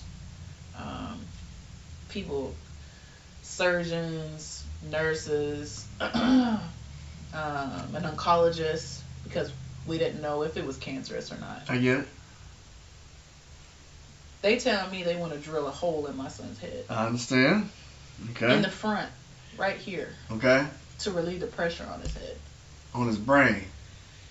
Yeah. So we're like, man, just do whatever you gotta do. Yeah. We gave him our consent to do everything. 2 hours later, we go back in. My child is wide awake, up, playing. After the surgery. Normal, because his brain has been relieved of the pressure. Right, because there's no pressure on his brain. Yeah, I get that.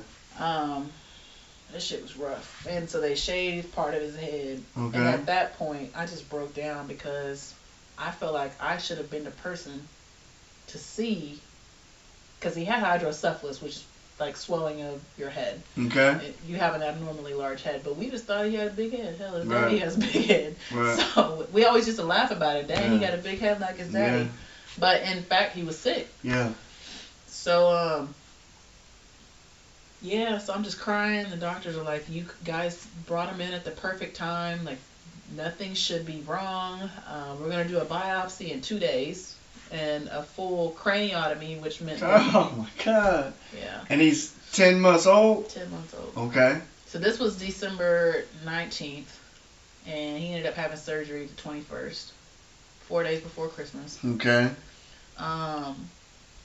They did a craniotomy. They cut his skull open about 7 inches. Pause right there. The reason I wanted to have you on this is because I've heard, we have mutual friends, you and I. Mm-hmm. You know what I'm saying? And I know this is really, really tough for you, but as I told you before, like, this can really help somebody else, because as lonely as it may seem, I promise to God, man, as lonely as it may seem, but you can really help somebody else, because you're not the only one. Yeah. You know what I'm saying? Yeah, and you don't realize that until you're in the hospital and you see just how many kids are sick. Straight up. Yeah. Straight up and down. You know what? Let me take a pause right there. You know what I did? I stole about $400 worth of toys. You laughing? What? I stole about $400 for about, let's call it, we call it $300. I stole like $300 worth of toys. Because I wanted to. I don't have $300 to spend. But I went to Levine, Charlotte Hospital, and I gave them toys to kids. Yeah. Straight up. Yeah. Because I know there's kids. My baby boy has sickle cell. Right. It's no, you know what I mean? Like, and he takes his lumps. You hear me? Yeah. He takes his lumps. Like Lil G, the one you know, he takes his lumps for real. Yeah. Emergency blood transfusions and whatever. He takes his L's. But Lil G's a tough motherfucker, man. And that's the only way they know how to be. You know what I'm saying? He's a tough son of a bitch. I swear to God. No disrespect to his mama. You know what I'm saying? Yeah. But he's a tough little dude. So I'm saying, you know, and my thing is, you know what, like until you have an ailing child, yes. or until you have a child that because now we went from talking post game to post players to your homegirl was 5'2" and God bless her. That don't mean shit right now. Not at all. You know what I'm saying? Yep. That don't mean a motherfucking thing. Yep. So now I'm like, you know what? I'm about to rob the fuck out these motherfuckers, dude. Yep. And give it to the little ones. And give it to the little ones because you're true. I swear to God, my business is not lying. Yeah. I swear to goodness. You know what I'm saying? Yeah. Mike, no, whatever. Like, this is who I really and truly am. Like, I'm believe me, I'm for real Robin Hood, straight up. Cause I'm giving to them, but taking from them like no fucking questions asked. Because there's people who don't know how this pain feels. Exactly. There's people who can't resonate. You know, like, oh, that's so mad. That's so, oh my God, my heart goes out to it. Well, when you go home and you hop in your car and you drive home and you know my man is still ailing or whatever, and Lil G is still, you know, Lil G tells me the dope he has to take. I don't like saying drugs and shit like that. Yeah. He tells me I gotta take. Hey, Dad, I gotta take my hydroxyurea. Wow. I gotta take my penicillin. Yeah. He's fucking 4. I know. Rather than speaking Spanish or talking to fucking Indian Chickasaw, all that, he don't do that. Yeah. Straight up. You know what I'm saying? Like, this is so motherfucking because real. That's real to him. It's his reality. Exactly. And I just sit there like, God, and I hold back the tears. Yeah. Because it's so fucking real. Because That's hydroxyurea guy. He got to take this shit until. Yeah. Until.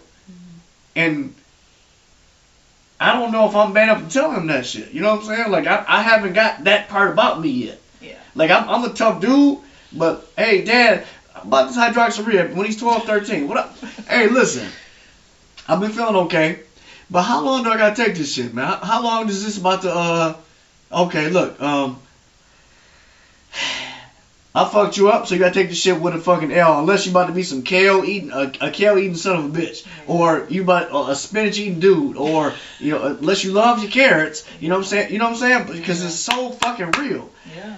And people don't really understand it until they have an ailing child, because your life changes. You haven't even said what it was. Essentially, what it is. You know what I'm saying? You haven't even said the part of it. On pause. Go ahead. Yeah. People don't understand what it's like having a sick child. But anyways, at this point, I'm telling them, I felt like it was my fault that, things persisted and things happened and played out the way they did. And they were telling me, you brought them in at the perfect time. Right. We'll get things taken care of. 21st that morning, my mom was there. Gary's parents were there. And we were just in the waiting room waiting. They told us anywhere between 4 to 6 hours. For what? For his craniotomy and a full resection. Right, so they're running all the tests right now. To remove the tumor.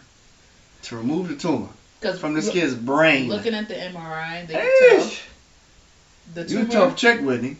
You're a tough chick. And, I don't give a fuck what they say. You're a tough chick. Life braced me for this, though, too, in its own weird way, because I told you my dad was very ill. I worked for 8 years, right? I get that. I had a friend in college that was sick and had seizures all the time. I helped take care of him. So every facet of my life, I've helped with somebody. I can dig it. And so all those people led me to the scenario I'm in now. Right on. So 4 to 6 hours, we're gonna remove the tumor. The tumor was a little bit bigger than an 8-ball. Okay. On the back of his cerebellum. We didn't really know how to take it. We didn't know anybody that ever had brain surgery. All we could think about is they're about to cut into our child's brain and he's never going to be the same. Yeah? He's going to be disabled for the rest of his life. Yeah? That's what we're thinking. Eesh. Right? My little 10-month-old baby, who hasn't even had a chance in the world, is about to be disabled for the rest of his life. And you talking about jump shots and San Antonio. And think about at this point, our families, because we all come from basketball families, we're raising a baller, right? Yeah, no, not tonight.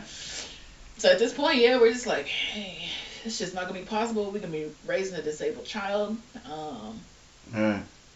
What if things go wrong? What if they can't get it out? What if it's cancer? Yeah. Because we don't know if it's benign or malignant at this point. Right on. Because the pathology report is going to be sent after this. Right on.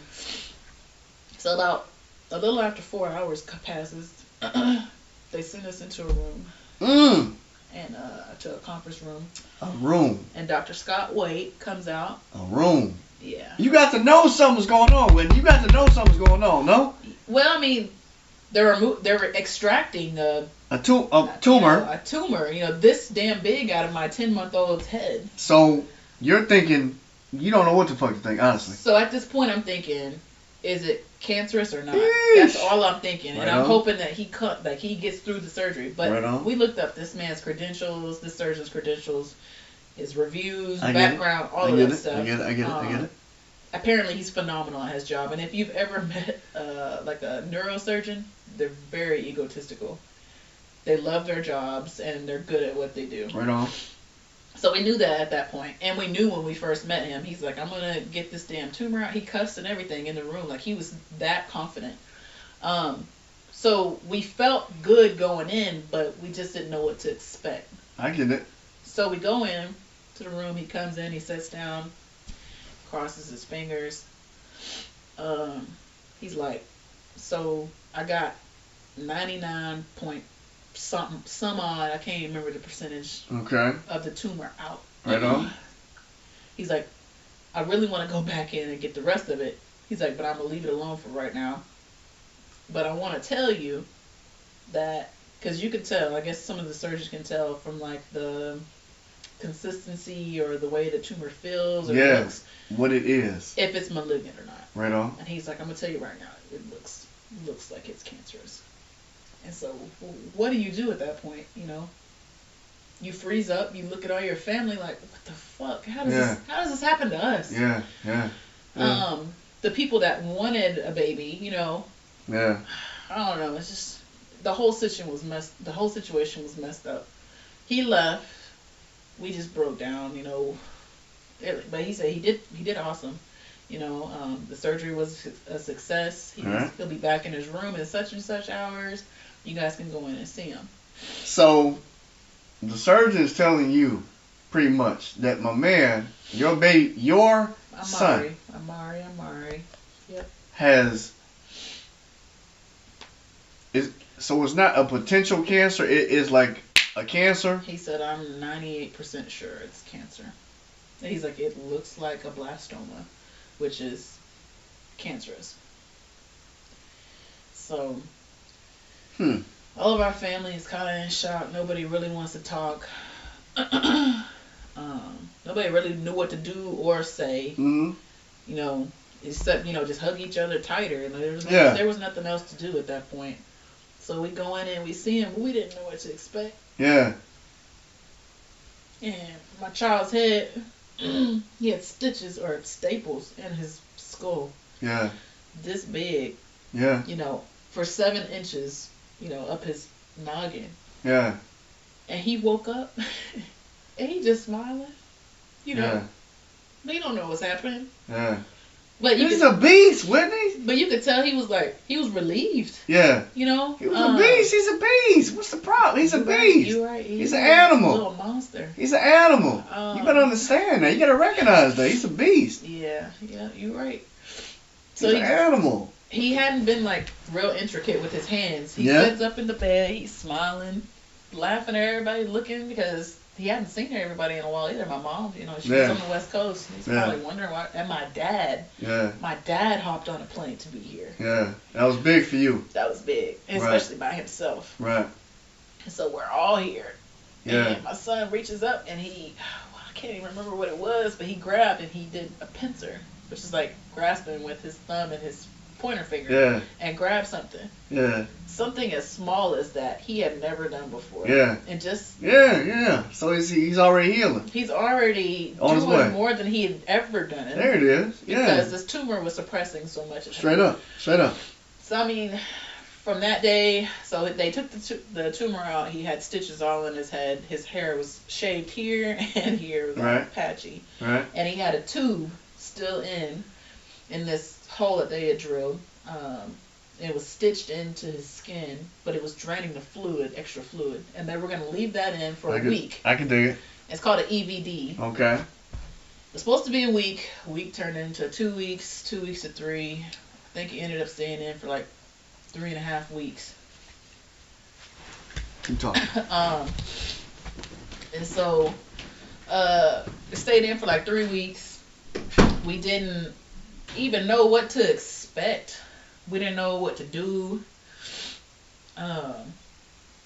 This thing was supposed to be draining his head, draining the fluid off of his head, and they said eventually that the spinal fluid would start draining down the back of his spine. And it really hadn't started doing that. They had this tube lined up to, I guess, measure the amount of spinal fluid that was coming out of the tube.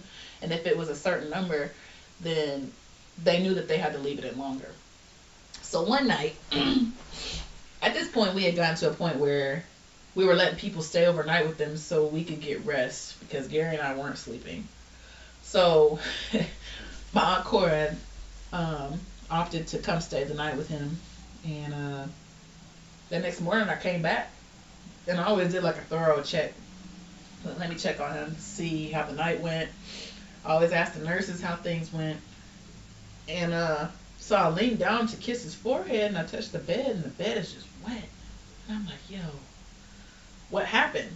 So my aunt's like, well, I told the nurse 3 times during the night that the bed was wet, and I felt like it was coming from his head. And she's like, no one listened to me, and they wouldn't do anything about it. They're just saying that he's sweating or that it's milk. So I lift his head up, and my child has spinal fluid just coming out of the stitches in his head, and nobody would listen to what we were trying to say. You are awesome. And so I called the nurses in. I called the surgeon. I'm like, yo, someone needs to get here now. And at this point, was it New Year's? I think it was New Year's. And we were just talking about this. The doctors be leaving for their holidays. Yeah. Nobody wanted to come up and look at him. So they're like, oh, don't worry about it. We're going to stitch it back. So I'm watching this nurse as she stitched everything back. And I'm like, she did not even move anything. She didn't push the tubing back in or anything. Next day, it's coming out even more. My child literally could sit up and there's just spinal fluid dripping out everywhere. Spinal fluid? God damn, Whitney! And I'm like, who the fuck is going to fix this? No more jump shots. Yeah, that's what we thought. And at this point, they're asking if we need to put a stent in. Yeah. And a stent would have ultimately helped him drain. Okay, pause right there, right? Pause right there. So where are we?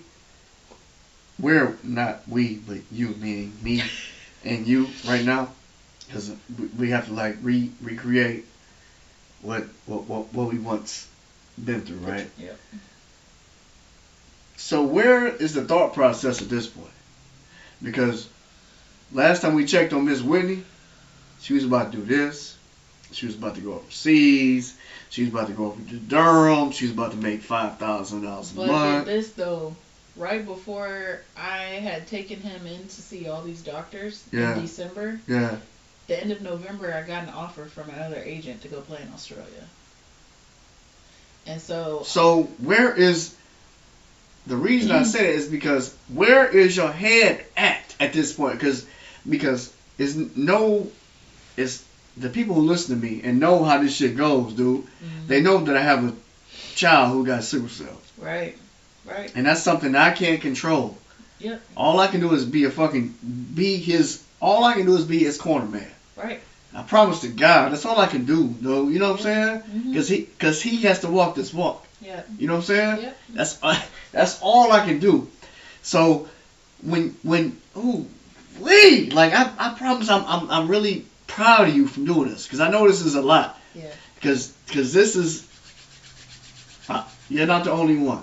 Right. As alone as we may feel sometimes, you know what I'm saying? And that's why I do what I do, because people don't get it.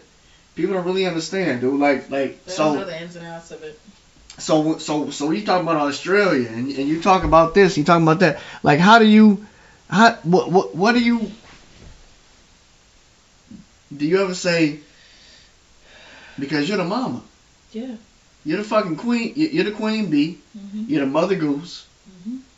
Because dads are, we're cool, but there's no like a mama. You know what I'm saying? Right. There's no like a fucking old bird. You know what I'm saying? Straight up and down. You follow me? So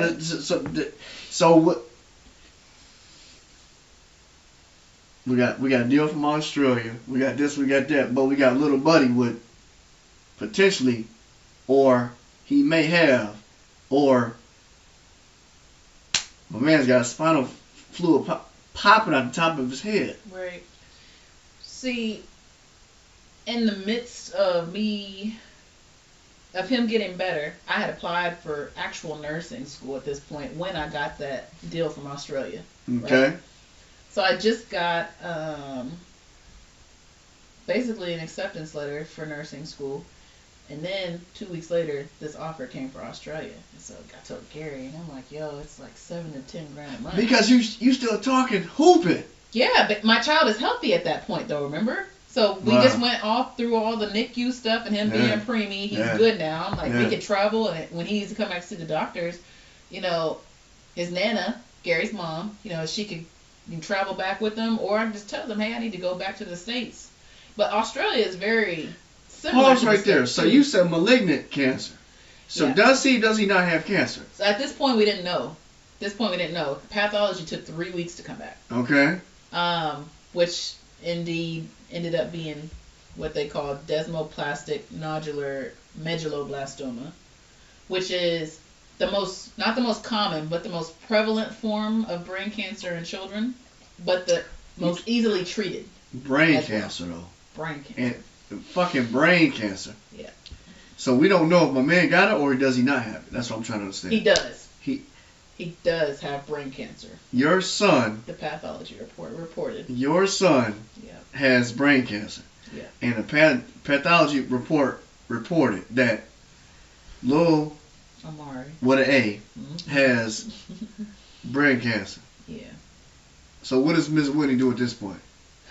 At that point, the protocol was to speak with the oncologist and figure out what we do to kill the rest of the cancer, because even though the tumor is gone, the cancer's not. You're correct. And if you recall me saying, the surgeon said he left a portion in there. Correct. Even though it's less than 1%. It's still there. It can regrow. Correct.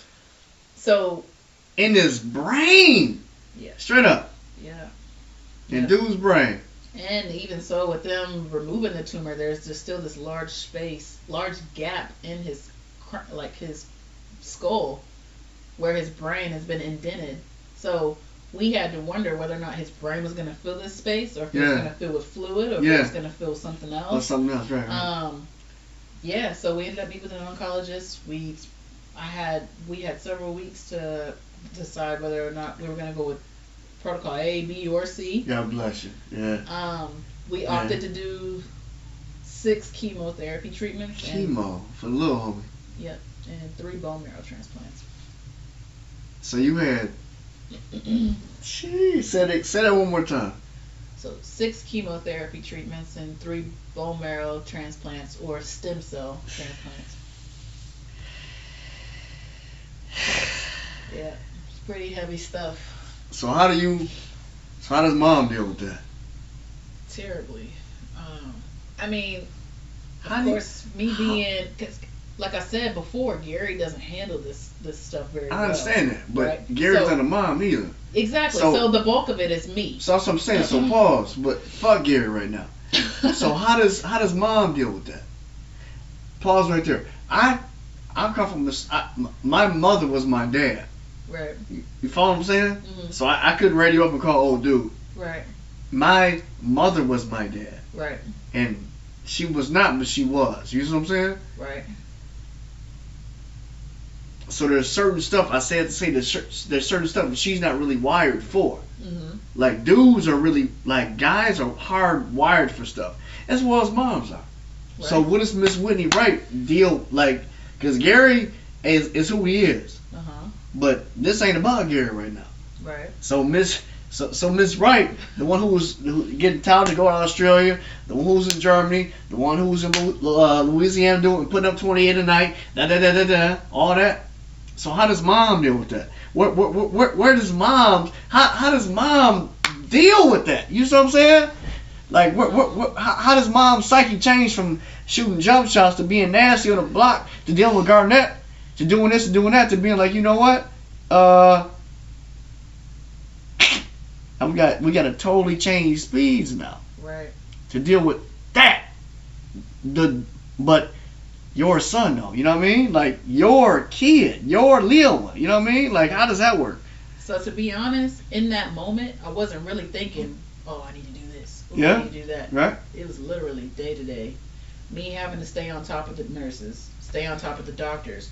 Sometimes you have nurses or doctors come in, they trying to do shit they're supposed to be doing on someone in another room. Yeah. So that was my role at that point. His caretaker, making sure everybody did what they were supposed to. And then in the meantime, my feelings were put on the back burner because I had to make sure my child was going to be fine. Dealing with a child with sickle cell and having a child with ailments, I think a lot of times we often overlook our personal feelings, as well we should, because the kids aren't responsible. Right. You know what I'm saying? That's just our hand for whatever it is. And I did that for too long. Okay. Because, like I said that year before, dealing with Amari stuff with him being premature, like I didn't work. Like that whole time. That shit was getting to me. I had to be at home every day with the baby. Gary eventually went back to work. Yeah. He stayed here in Charlotte, but he went back to work. Okay. After the cancer diagnosis, he was supposed to go back and play. Right. At that point, he can't leave. You can't fucking leave. You can't leave after this. No, you can't. It's over. So he stayed. And And I would have been, I would still be okay with him going back and playing now that Amari's good. That's because but that's because at that point, yeah. I was like, I need you. Yeah. You're my support right now. But January through June. Yeah. I struggled emotionally, like compressing everything that I felt just for the sake of me having to take care of him. But it's heavy though. It's heavy because you've been this. Are you the oldest of? I'm the oldest. See? Yeah. That's why I say that because you gotta compress a lot of. You gotta eat a lot of that, no? Yeah. You gotta eat a whole bunch of that. Mhm. Yeah. So yeah, I compressed it for too long. Yeah. And I think we had like I guess you would call her a social worker. She would come in and she would check on us. She would make sure things were okay because even throughout Amari going throughout this chemo, Gary had a surgery scheduled in January. And that shit was totally overlooked. No, not even that. But he had to go to Canada for that surgery. Okay. Because he's Canadian. You know, wow. they have free healthcare there. So he had this surgery set up in October before we even had this diagnosis. Yeah. So he left in January for 3 weeks, I think. And it was during the time that Amari was starting chemo. Right. During the time that Amari was having stem cells extracted for 2 whole days for his bone marrow transplant. And this is your real life. Yeah. This is your real, straight up and down, fuck everything, this is your real life right now. Yeah. So don't know basketball, don't know, all that means nothing right now. No. This is your real life. This is my child's life. This is, And again, you are the mom. Right. Straight up. Yeah. You know what I'm saying? Like you're the mom now. Yeah. Like my mom. Yeah. I hold my mom to a very, very high degree. I don't give a fuck what they say about her. That's my mother. You know what I'm saying? Yeah. That's my mother. But see, and then the thing was, I told you I turned down the Australian contract. Because you can't. What kind of motherfucker would that make you? Right because I felt like at that point something was telling me I need to stay here. What if Amari needs something? And so I enrolled in school. Yeah. So school started January. Gary was gone, having his surgery. Right on. Amari started right chemo right and had all this other mess. Okay. I needed help. So my aunt Cora, she works a full-time job, was working like 70 hours. She is a manager at a store here in Charlotte. And then Gary's mother, they were all splitting time trying to watch the baby while I'm in class. Yeah, okay.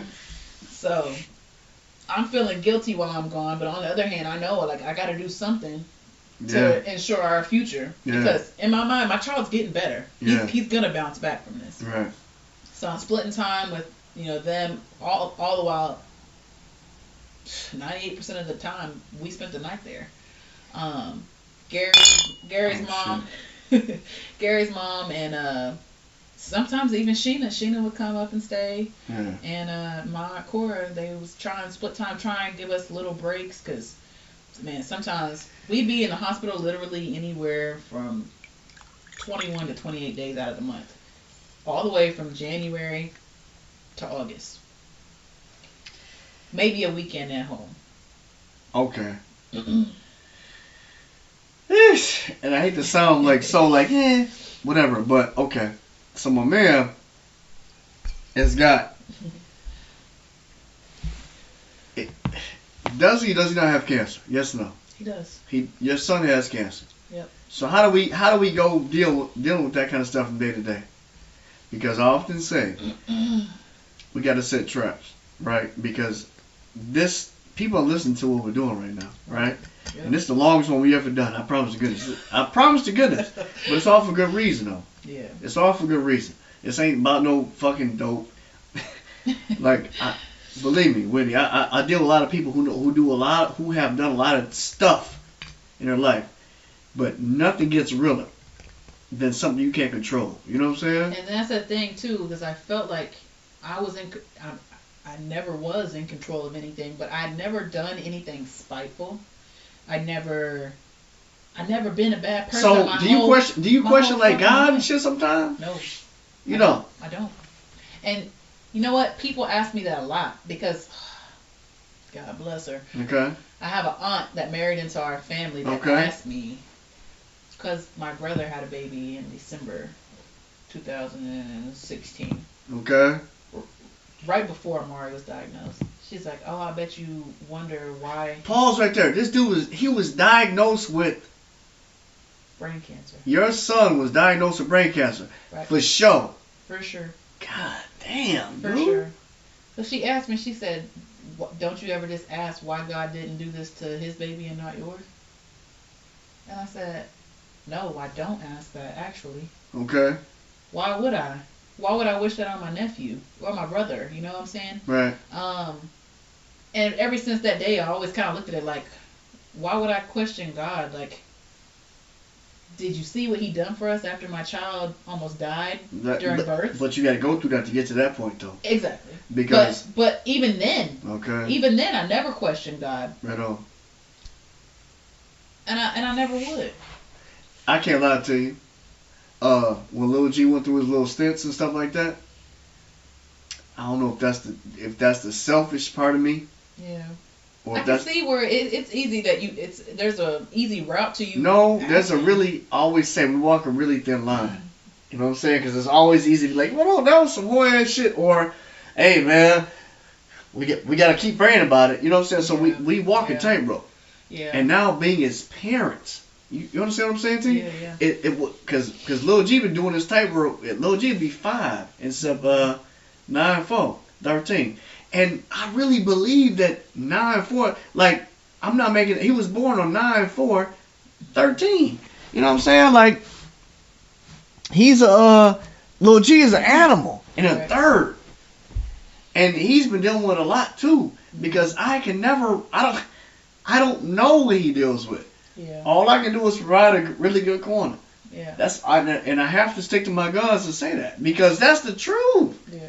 Because you might be a bad motherfucker, but brain cancer can trump any jump shot or any motherfucker you elbow in their ribs or whoever. Exactly. Straight up and down. Yeah. So when little Amari comes of age, be like, you know what? I'm good. I'm straight. Yeah. I'm good money. Like, I'm sweet. Like, you know what I'm saying? Because it's gonna happen. Mm-hmm. It's just as parents, we tend to worry, and we. Because we're parents. Yeah. You know what I'm saying? We're fucking responsible parents. For that little we're life. parents. Yeah. You know what I'm saying? Yeah. Like, and I see Lil G like he has an older brother who's 12, and he beats him up, and I'm like, hey man, don't just beat dude up like that. You know what I'm saying? Yeah. But then when it's time for the 12-year-old to get whooped or for some ill ass shit that you done did. The 4-year-old, Lil G, comes on like, hey man, look, Dad. Hold up now. Don't hit my brother, Dad. Dad, don't whoop him, Dad. I'm like, you fucking get it. You know what I'm saying? So I say that to say that kids are resilient. Super. Way past whatever the fucking human mind can imagine. You know what I'm saying? Yes. Because their regular is not our regular. You know what I'm saying? Exactly. Yes. And that's why it's very important for you to sit down with me, because I don't give a fuck what you say. Ain't nobody doing this shit. Yeah. And people are hearing this shit. Right. And motherfuckers will sit down for 2 hours of every 24 hours a day, Whitney. Yep. A motherfucker will sit down with me and how we talking for 2 hours, 2.5, whatever it is, to be like, you know what? That was a badass bitch talking about you. For real. Do you understand what I'm saying? Yeah, like, whatever it is. Or whoever the people you deal with. But the motherfuckers that I know, like, dude, I have a buddy that served in the military. Well, guess what his son has? Yeah. Cerebral palsy. Yeah. And I hear that a lot now. So people will reach out to you because they know you have a sick child. Straight up. And they know you're strong enough to handle it. Straight or up. You can offer words of encouragement. Straight up. And say, hey, like my dad. Yeah. For instance, he had this friend in the oil field, just was diagnosed with some type of cancer. Oil field. Hold on. Pause. Yep. That's what people doing in Oklahoma. They work in the oil fields. Yep. Straight up. Yep. In Texas, they did too. Yep. I didn't know that. See, you should have said that fucking. See, my dad was a rig manager. You didn't say that. Well, you didn't ask. Is that big money? Yeah. So my dad was making 110 grand a year. Straight up. Yeah. Wow. Yeah. That was. I didn't know. See, I didn't even know that there was dark folks in Oklahoma. Let alone fucking. But there are. cholesterol. Right on. You'd be surprised. Right on. Right on. That's the same thing I thought about Charlotte. That's awesome. Yeah. So my dad had a friend and was recently diagnosed, and he had With cancer. With cancer. Or brain cancer. Not brain cancer. I want to say it's liver, but what they were gonna do was go in and just get rid of the cancerous part of the liver, and he would be fine. Right on. But the way he's dealing with it is terrible. He's scared shitless, you know. And my dad just brought his phone to him. He said, "Look at this. It's my grandson." That's his for real grandkid. Yeah. He said, "My grandson had brain cancer. If he can do it, you can." So that's the message. So now where we at now with Lil Amari? So Amari went into remission. What does that mean? Paul? Remission means he no longer has cancer. This is after 8 months of chemotherapy and all the bone marrow transplants that were freaking horrible. He ended up sick. He had pneumonia. He almost died from pneumonia. They actually discharged us from the hospital while he wasn't breathing correctly, and we were readmitted an hour later because he couldn't breathe off of oxygen. Pause right there, because I'm thinking when you say you were pregnant, because we done went over the whole fucking gambit. So when you were pregnant, you were like talking about all the stuff you had going on. So somebody might consider you as like a hypochondriac. And you might think that, but it's all for good reason now. Yeah. Yeah. It's all for good reason. It's like my body, I knew from and the you're get-go. man young too. You're 27. 27. That's nuts. That's Yeah. nuts, dude. But it's a mother's intuition too. Yeah. I knew something was wrong with my child, even though nobody would listen. Right on. And that was at every step. Yeah. Me being pregnant. Yeah. Me being diagnosed with cancer. It took 6 doctors for someone to say, yeah, you're right. Something is wrong. Now, what had they waited too long? Yeah. What had his brain completely swollen? You know, just crazy things. Yeah. Yeah. So he completed his last thing of chemo the very last week of July. Sorry, and came home after that. We've had 3 hospitalizations since then because he keeps getting sick, and his immune system is compromised. So how does mom's brain work? His immune system is compromised, meaning what? Meaning that he can get sick from anything. He has the immune system of a newborn child. Okay. He can't get immunizations or vaccines until the end of next summer. So he can't go to daycare. Can't be around a lot of children a lot. Yeah. So which is why we don't bring him out often. Yeah. And when he is around people, it's not. So how do you deal with people who say, how do you deal with people that say that he's oh, you acting funny? I don't care. And that's even with our family. No, you think you think your kid is still good. No, and that's not the thing. They don't understand. They weren't in that hospital room every single day since December 19th of 2016. Okay. They didn't see him almost die on the table multiple times. They didn't see him stop breathing. They didn't see or have to sit up with him every night while he's throwing up his guts. And as soon as the chemo is injected into his lungs, oh my goodness, being sick for the whole day. How are they injecting chemo in dude's lungs though? Like through IV? It's IV, and it burns. And he's throwing up. He's throwing up. You know, just all types of stuff. And people, they wouldn't get it, and you won't get it until you go through it. You know, and even with Lil G having sickle cell, we have 2 different diagnoses, and we understand each other to an extent, but we don't fully understand each other because they're 2 different things. Right. So, I don't care. And I hear a lot of people say, "Oh, she don't want to bring him around because of this," or because Whitney thinks she all this and she all that though. But that's not that, and I never portray myself to be something more than I am ever with anybody. And that's what I mean. I've heard that several times. She just does this. And I said because it sounds kind of cliche. Yeah. But motherfuckers think cliche. Yeah. You know what I'm saying? But until. And I've even heard that from family members. But until you hop into the bed with a situation like that, you know what I'm saying? Like Lil G. Listen. I have 2 sons. You know what I'm saying? One that I adopted and one that's in my DNA. Right. And it's really hard for me to hear what you're saying. Not you per se, but if you're one of them people, you know what I'm saying? Yeah, exactly. So it's really, really hard for me to digest what you say if you never walked in them shoes. Yeah. You know what I'm saying? Because as I sit here and I listen, almost 2 hours. Well, this is 2 hours now. This is the longest one ever. This is epic shit, dude. But like, I think this is all warranted. But like I knew of your story, but I didn't know the magnitude of it. And a lot of people who know your story aren't gonna, cause she just on some hoes, but she just now, cause she just, you know what I'm saying. But if you really listen, it all kind of makes sense. Yeah, and our family doesn't even know this, but at some point throughout Amari's treatment, I had to be put on medication. But that makes sense though, because you're only fucking human. Right. You only fucking know, you know what I'm saying? And I couldn't find the time to shut off. Yeah. So. Because you always turn. You gotta be. Cause that's why I say you're the mom. Yeah. You are the mother. Yeah. That this. Understand me. There's no greater thing. Yeah. Dad's a bad motherfucker. You know what I'm saying? Yeah. Daddy's a bad dude. Yeah. But to be the mom, like that automatic, like lifeline or whatever you want to call it. Yeah. You want some bad motherfucker shit. Yeah. You know what I'm saying? So embrace that shit because this is gonna help some other people for real. Yeah. So So you say he was no longer in remission. So he is in remission. As of September 5th. Okay.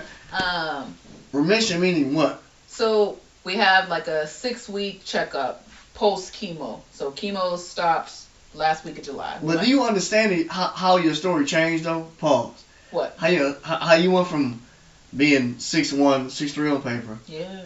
This, that, and the third. Completely changing. You know what? None of that shit even matters to me anymore. And none of it matters. None of it. But that's your story though. That's my story. That's your story. It's a dope story. I got to travel the that world. Shit is I got nasty. to go to Europe. I got to live my life. I got to meet the love of my life overseas. But then you woke up, and then life happens. Got a slap in the face. Yeah, and then shit happens. Then shit is real. Yep. And because you got a little homie who's out here, minus this plus that. Yep.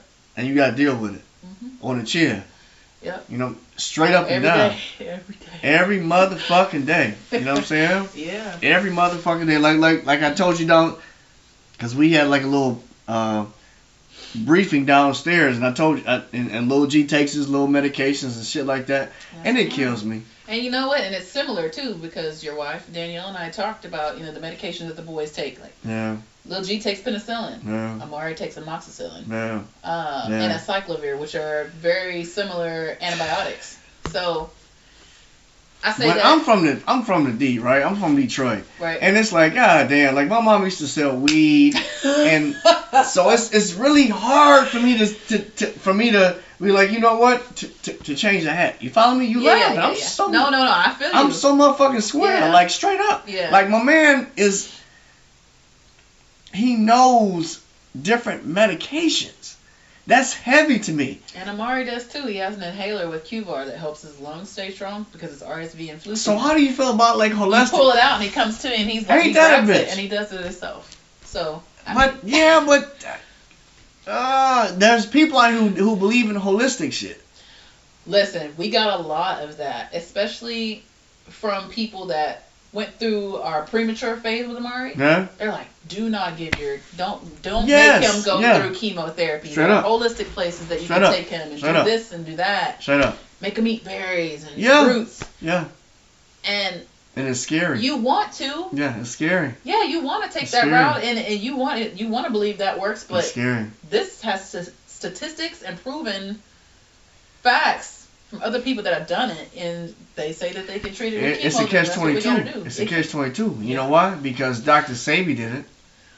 You familiar with Dr. Sabi? Mm-hmm. He's a bad dude. That's exactly who she directed us to. She sent us the website and everything. Dr. Sabi's a bad motherfucker. And that's what I hear. But you want to. It sounds real good. But that's your kid. Exactly. That's my kid. baby. That's your kid. And we even opted to take him to Memphis. We were going to go to St. Jude. Yeah. We had that option, but then that would have required us to move, pack up and move for those 7 months. That would have required me to drop out of school. That's heavy. Where was our income going to come from? And on top of that, I told you Gary had surgery in January. Yeah. He didn't work until May. Yeah. We didn't have no income in between there. No monies. Worst time of our life, period. Or the best time, because I'm an optimistic. Yeah. You know what I'm saying? Yeah. So we can always count the money, we can always count the shit we didn't have, but how about we that's what I was talking to you about earlier when I was telling you that money does not equal happiness. Yeah. Because I could not picture myself happier than I am right now. Straight up. With my child being cancer-free. Fucking cancer-free, Cancer-free. This dude is, and how old is dude now? 21 months. Okay, listen. Don't do that. Like, how old is... He's almost 2. Almost 2, right He'll on. be 2 in February. Okay, just do that, because I'm not... That's like... You're a man, I forgot. But you are fucking biracial, so that's like... I always say that's like the white side of shit. He's like 37 and a half months. Like, look, dog. No, you don't do that after 2. No? No. Contrary to what you believe. I've never heard anybody say 28 months. Because you from Oklahoma. I know chicks from fucking east side of Detroit. They say, you know what? Michigan. He's like 37 and a half months. Okay, I'm like, okay, hold on, dude. You must have been around some ratchet chicks. 37 and a half months. Yeah, 37 and a half months. So you talking about 2 and plus it down plus 2. Okay, so he's like 36. So why don't you say like 3? He just turned fucking 3. Like, doesn't that make sense? You know what I'm saying? Or like whatever the math is. You know what I'm saying? Yeah, you're right.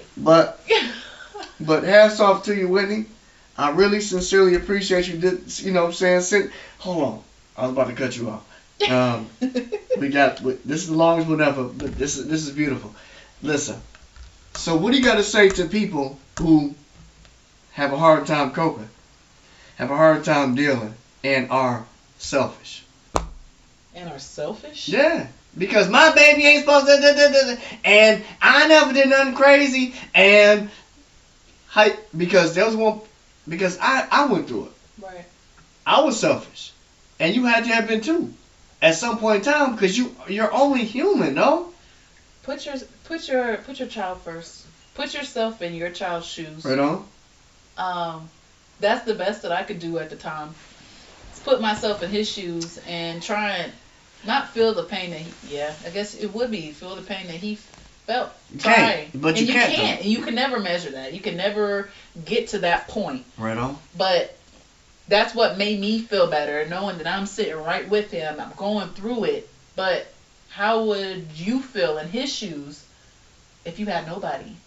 There were times I would walk that floor on the 11th floor of Levine Children's Hospital. You ain't motherfucking. That's all. And there's no people in there with their children. Yeah. You know, like. Yeah. I know. How can people leave their children alone? Yeah. So that feeling alone, just.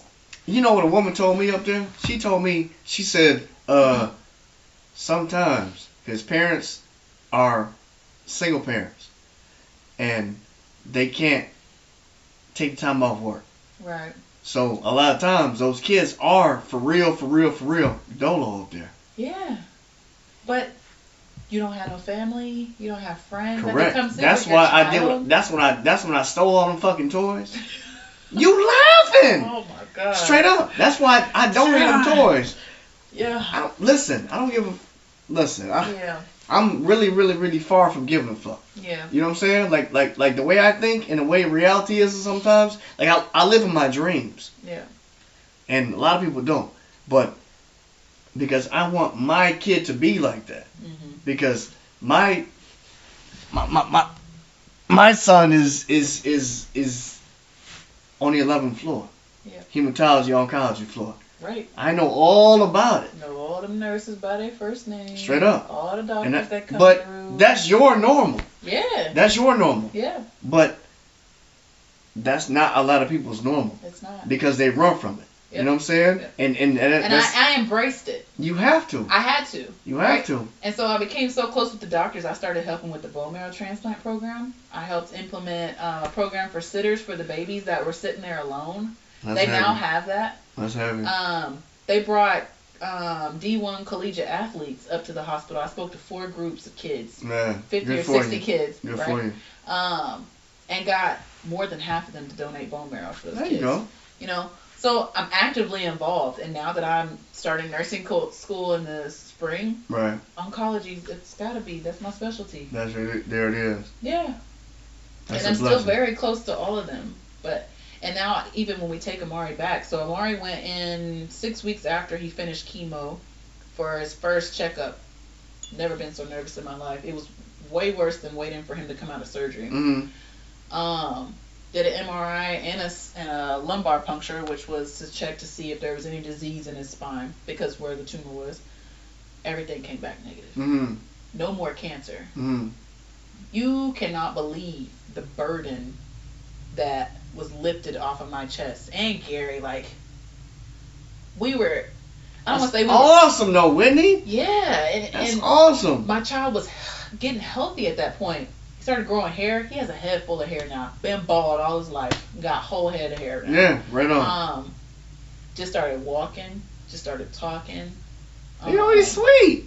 He gonna be good. sweet, man. He gonna be sweet, man. Yeah, and we had our last checkup December 13th, and everything's still good. So now we're spreading oncology appointments out every 6 months, which is nice because we were going to the doctor 3 times a week. Right on. You know how that feels. Super annoying having to see their faces all the time. But he's amazing. And I'm telling you. people come to our house and they expect to see a disabled child that doesn't speak, walk, or entertain, and he does all 3. He's gonna be a beast. Yeah, he's perfectly healthy. So we covered the whole gambit. Yeah.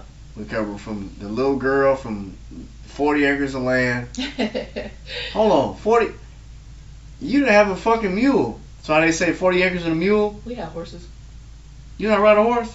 Yeah. Ain't that a bitch? I don't. I mean, listen. I'm from the country. You from Detroit. East side until I die. Straight completely up. different.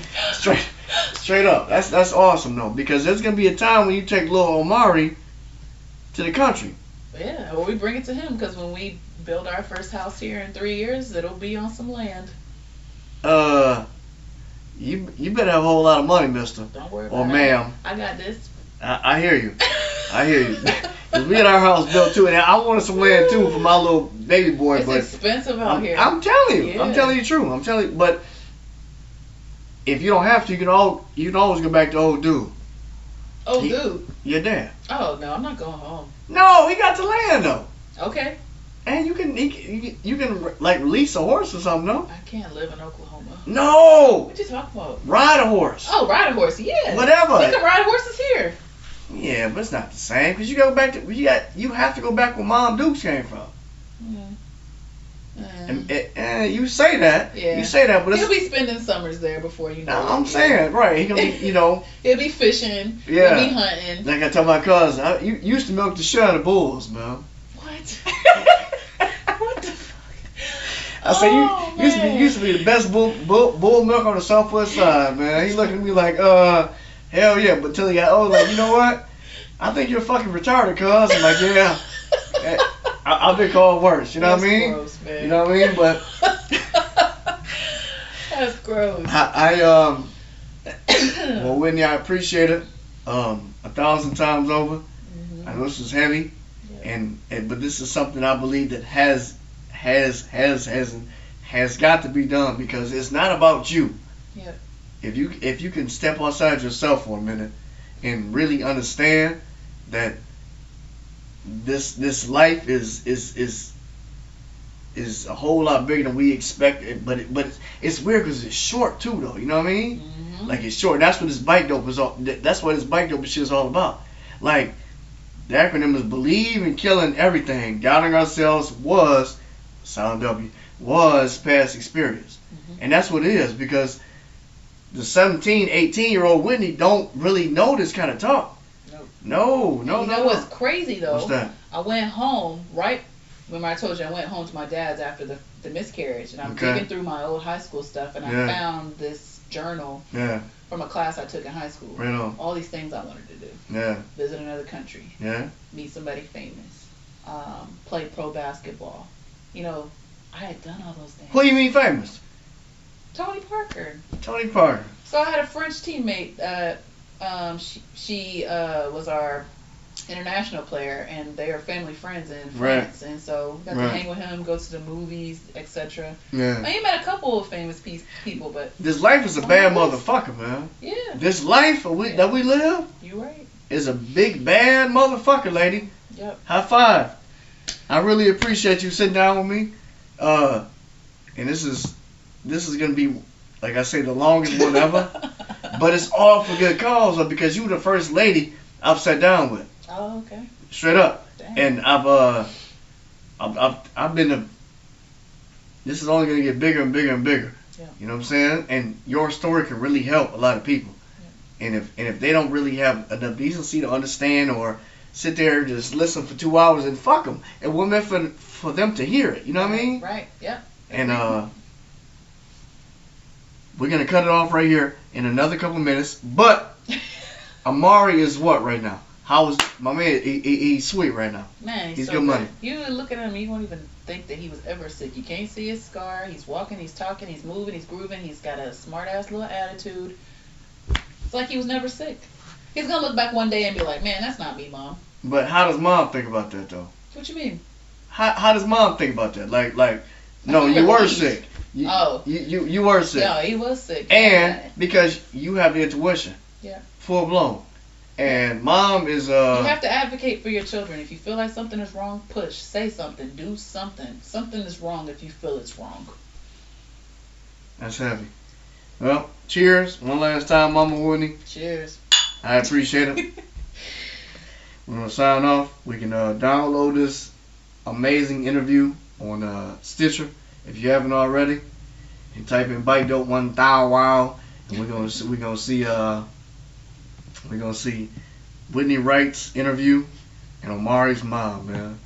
I thank you so much, sincerely, lady. I appreciate it. Appreciate you having me. Right me. on.